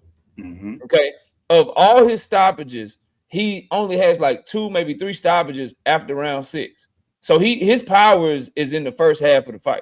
It's not the second half of the fight. He got his jaw broke by a 40-year-old Benavidez because Benavidez caught up to him late. He looked like he had gas tank issues against Brendan Glanton. He faded late, and it's because that herky-jerky southpaw. I feint a lot. I move around the ring a lot. Boxer puncher style that he uses. Whatever people want to say about David Benavidez, here's one thing for sure about David. You're gonna fight his fight. You're not gonna box the whole fight. You're not gonna be able to move around. You're gonna fight. You're gonna have to sit down and fight. And David Benavidez, his hand speed, his underrated speed from the waist up. He's very good at dodging shots and blocking shots with his guard and knocking shots away and then coming back and countering. He is going to whoop Jai Opetaia's ass. Jai Opetaia, literally, to me, puncher's chance the first 4 or 5 rounds. If he can't catch David within the first 4 or 5 rounds and get some respect and get David off of him, Jai Opetaia is going to get walked down and beat the fuck up. And you're going to be looking at your TV screen and you're going to remember this conversation. You're going to be like, damn, KO did say this shit. David is different, bro. Because if you tell me, like, if you take Jai Opetaia's name out of it and you say David Benavidez is getting in the ring with a nigga who's got his jaw broke multiple times, who gasses at the end of fights, and who only has power for the first 5 or 6 rounds of a fight. If you took Jai Opetaia's name away and you said David Benavidez was fighting a motherfucker that had all those things against him, going against David, who gets stronger as the fight goes on, who has a nasty gas tank, who has some of the best hand speed in boxing, you're going to say David Benavidez is going to whoop that motherfucker ass. And that's the other thing. David hands are way faster than Jai Opetaia's. And it's not even fucking close. So when they get into exchanges, if Jai not timing him, like, okay, I'm on my shit. I plant my feet. Bye, bitch, brick hand. If he's not doing that and they're just exchanging, David's shit gonna get there first. Against a motherfucker who got his jaw broke by a 40-year-old nigga. Okay. Now what I want to ask David's fucking him up, bro. I'm telling you, like, might as well come on over to this side so you can win some money. All right, right on. I want you to win, bro. I fucks with that. I salute. Hey, yo, man, love that. Love to see another brother wanting to see another brother win. Salute to you, loved one. But let's get into this shit. So when you look at David Benavidez and Maris Breeders. David Benavidez, I don't think is punching like a Maris Breeders. He's just not. And this is what I mean by I think people are really overblowing that Zurdo Ramirez win. Great dominant win that put him on my personal pound for pound list. Incredible performance, but nah, man, nah. Man, So you know, let's. You diabolical. Hold on, I am. Man, listen. If I'm gonna tell you off rip, I'm a hating ass nigga, man. I don't think no nigga on earth can out hate me, but I give credit where it's due, and I'm giving David his credit off rip. I gave him credit for Anthony Yarr win, even though I gave him credit for that win. Who you also picked to beat him? No, I didn't pick. I didn't pick him to win. No, I thought it would be tougher. I thought it would be. You thought it'd be a closer fight, though. I thought it would be a much more competitive guy. I didn't pick him to win, though. I trusted him. I trusted his. So I'm like 2-0 with David, and you like 0-2. No, I'm 1-1. I'm 1-1 because the fights keep going how I say they gonna go. I picked him to beat Morrell. I picked him to beat Anthony Yarr as and well. Real quick, to your Maris Breeders point about him being a harder puncher than David. That's cool. What I know is David Benavidez beat motherfuckers up worse. I know Demetrius Andrade. Where the fuck did he go after the fight? Come on, man. We doing this really again. What the fuck is Caleb? What the fuck has Caleb Plant done since getting his ass whooped by David Benavidez? We doing this. Have you seen David? Have you seen David Morrell? I'm glad. Have you seen David Morrell lately? I was never that impressed with David Morrell. I'm glad you brought up Caleb Plant though, because that's the point that I want to hold you to. And I want to ask you something. When Morrell, when Plant and Benavidez fought, how many rounds did you give Plant? I gave Plant the first four of the first 5 rounds. Oh, shout out to KO, because I thought you was gonna say something completely different. Shout out to you. For the first 5 rounds, but here's what's crazy. Did you see how much faster David Benavidez starts now? Do it not look like he learned? Do it not look like he learned? Do it not look like he learned from that? But the thing is, he hasn't fought anybody with that same caliber of feet as a Caleb Plant. When you look like I don't think João Batalha has that same caliber of feet. I think he's carrying 30. He's carrying what? He's 200 pounds. Yeah, he's better. Hold on a second. No, he's 200 pounds. Let's say he cut about 15 pounds. He probably bigger, but let's say he cut 15 pounds and make 200. Let's say he 215. He 215, and he's not as light on his feet and as quick and as fast as Caleb Plant, bro. He's better on his feet. He's better on his feet. He's not nearly. He absolutely does, because he doesn't move as fast because he's bigger. He punches harder. But what I'm saying is he knows how to cut. As a coach, because I know you're a coach. I'm not a coach. I'm not. That's what them niggas over there. I'm not a coach. So as an analyst or as somebody that knows the game, you also know that the difference in that fight will be it's an open stance matchup.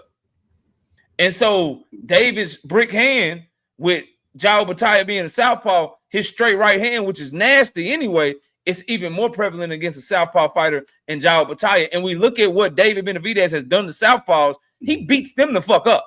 He hasn't fought a southpaw equivalent to a João Batalha though. And what I say when I say is he faster on his feet? No, because he's heavier, but he's better. But he's faster everywhere else.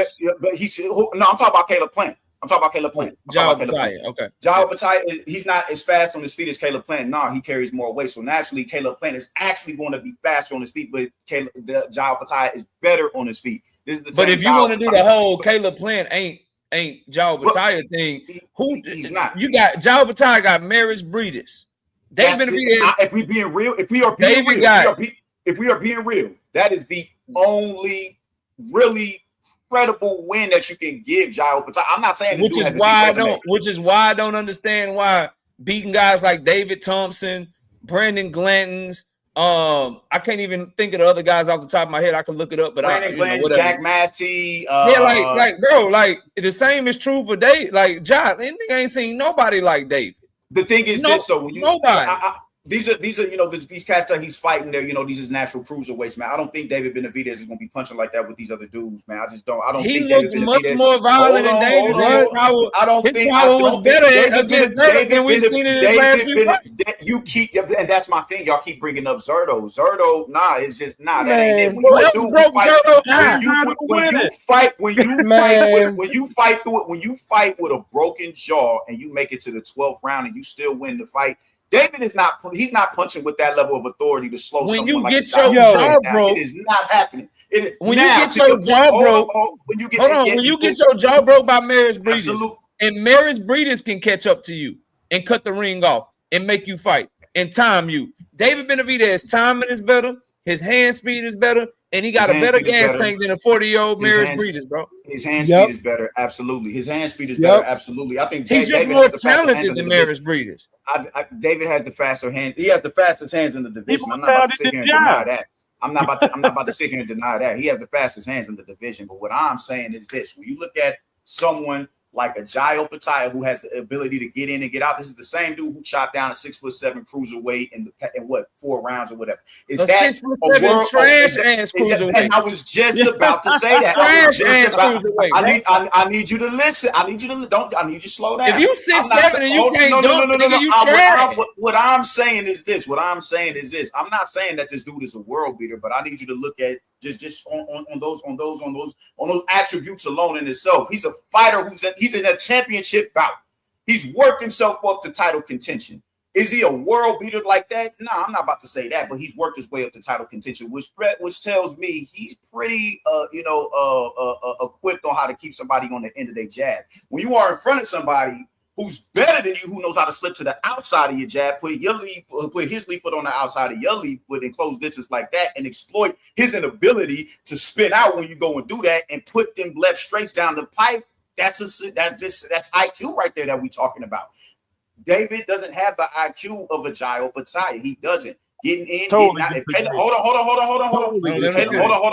on. If Caleb Plant can eat you at the end of his straight shots for the first 5, maybe even 6 rounds, and keep you spinning and resetting and forcing you to get a reset to get back in front of him, what do you think somebody who is better on their feet, higher IQ, more durable, and a far bigger puncher is going to do to you? That hand speed and combination rapid fire Gatling gun punches is not. You're not going to be in position to get them shots off. David let them bitches go one at a time too. Here's the problem. Here's the problem with Jai Opetaia. That footwork, that high ring IQ. His high ring IQ don't look good when he finally fought somebody that had some ring IQ too in Maris Breeders. When he's fighting these guys that are bums, the ring IQ and the footwork is going to look better. David and Jai Opetaia is good if he can be the one fainting at you. I'm not saying he fights like Lomachenko, but he's the front-footed pressure boxer puncher coming at angles from the southpaw position that's trying to walk you down.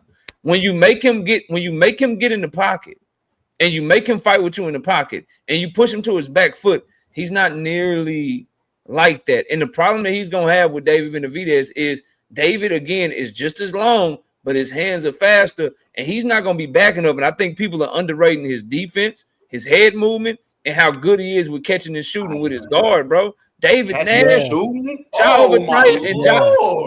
Opetaia, bro. That whole little one punch, counter punch here, counter punch there, move around, bro. That's not gonna be enough. It's not gonna be enough. Because you're not gonna be catching David with one shot like that, bro. Jai Opetaia is nowhere near as fast as David Benavidez. There's a reason. There's a reason that Jai Opetaia is more interested in stealing David Benavidez's opponents than fighting David Benavidez himself. There's a reason for that.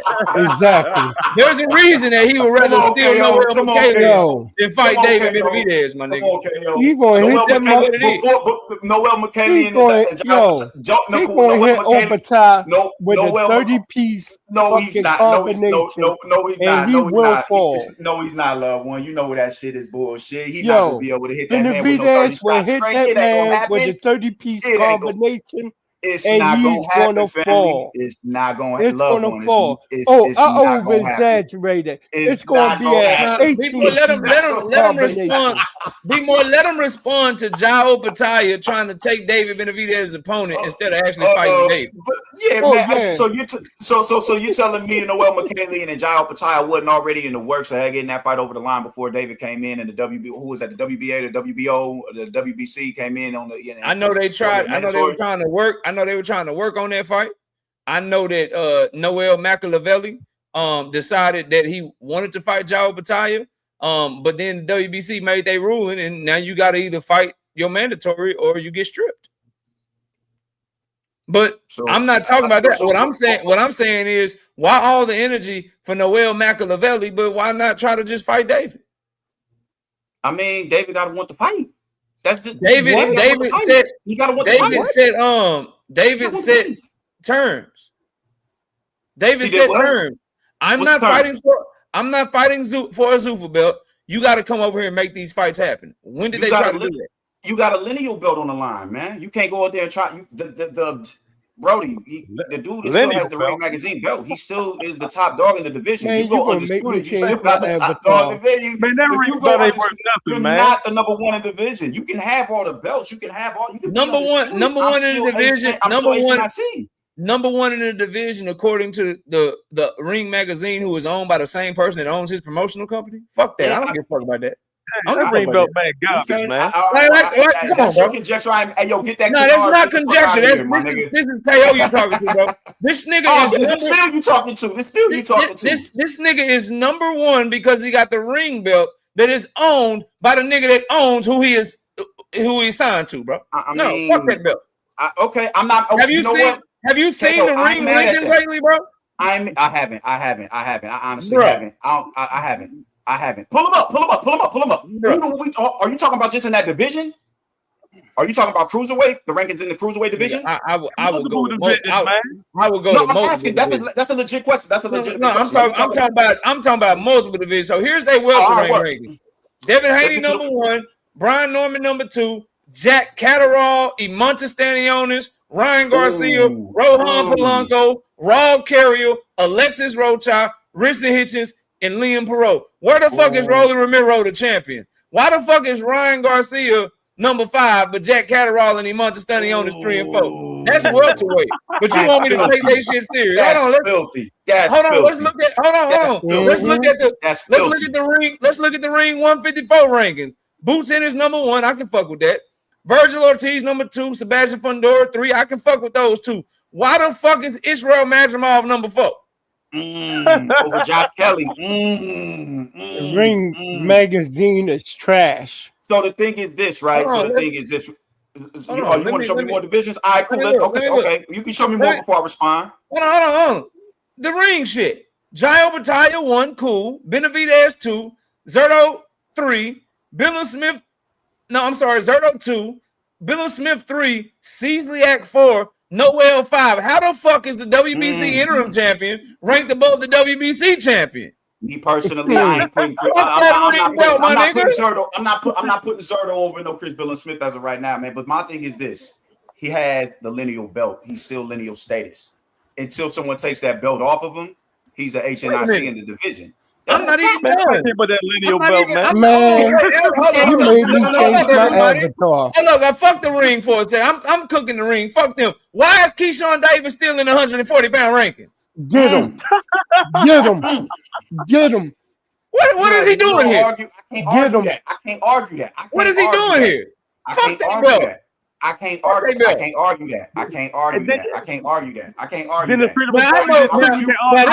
This one really gonna fuck you up. Hold on. This one really gonna fuck you up. I know for a fact you don't like this nigga. I know you don't like this nigga. But can you make sense of this, my nigga? 135 pounds. Shakur 1, Murataya, Zapata, Abdullah, Cruz, Schofield, Noakes, Body, Yadier Herrera, Joe Cordino. Where the fuck is Tank? Exactly. The ring is trash. Hold on, because let me. Is he a recess? A champion in recess? He is champion in recess. But who gives a fuck? His last fight was 135 pounds, and you got the motherfucking ring vacant. You got Shakur 1, Murataya, Zapata, Mason, Cruz, Schofield, Noakes, Body, Herrera, right? Cordino. Schofield got that belt, right? No, they got the fight. So they got to fight. So it's him and Lucas Body. That's the belt that's online for that. How do you take any ranking system serious that at 135 pounds you don't even have Tank in that shit? Hey man, you know whether you like him or don't like him. Hey man. What I put Tank? I mean, where you think he should be ranked at? I want to ask you that. Where exactly you think he should be ranked at? You don't think he should be at least at minimum a top 10 on everybody's lightweight. Oh, ranking. okay, absolutely. He's not even. He's not even on the fucking list. I agree with you on that. I agree with So you. the overall, the overall point I'm making is the people that do these rankings are the same people that get to decide who get the belt. Fuck that belt. Ring belt. The ring belt. You gotta go in there and boss up for the belt. You gotta go in the ring and boss up for the belt. No, I didn't say who wins it. I said the people that do the rankings I just showed you are the same people that get to decide who fights for that motherfucking belt. What I'm saying to you is all that shit sound cool. It is what it is. I'm not mad at that. That's y'all feeling. That's y'all get down. It is what it is. But until y'all take that belt off that man's hand, he HNIC in the division. That's just a fact. It is yet to be HNIC in any division. It is very much so true. That's if you put stock in the I do. If you put stock in the ring, I can't put stock in them, bro. You gotta beat the man to be the man. That's some shit that I fuck with, straight up and down, my nigga. So go in there. If you get to be called the man, if you get to be, so let's just remember this. Zurdo Ramirez beat Chris Billings Smith, who was a champion. Became unified. Jao Battaglia became the ring champion for beating Maris Breeders, who was 40 years old. The second time, yeah, but I mean, they fought when he was still in his 30s. He was like 37, 30. So Breeders was the man. He was 37, 38 years old. And he beat the nigga. Hold on. Why y'all conveniently forget that shit, man? Hold on, bro. Breeders was the man. I fuck with you, KO. I fuck with you, KO. He beat Maris Breeders. Y'all be on some wild shit, man. He beat Maris Breeders. Going crazy. He beat Maris Breeders back in 2022. That's when he beat him, in 2022. Since then, he has fought a motherfucker named Jordan Thompson, fucking Zorro, Maris Breeders again, Jack Macy, David Nakia, Claudio Sequo, Huna Sinakara, and Brandon fucking Glenn. Bro, he's fighting trash. You telling me all these names for what? I've already said the dude he ain't got no deep resume. The best wins on his resume will be Maris Breeders and Jack Macy. So should I be called the man? So if you beat the man, no. I got you. Okay, I got you. If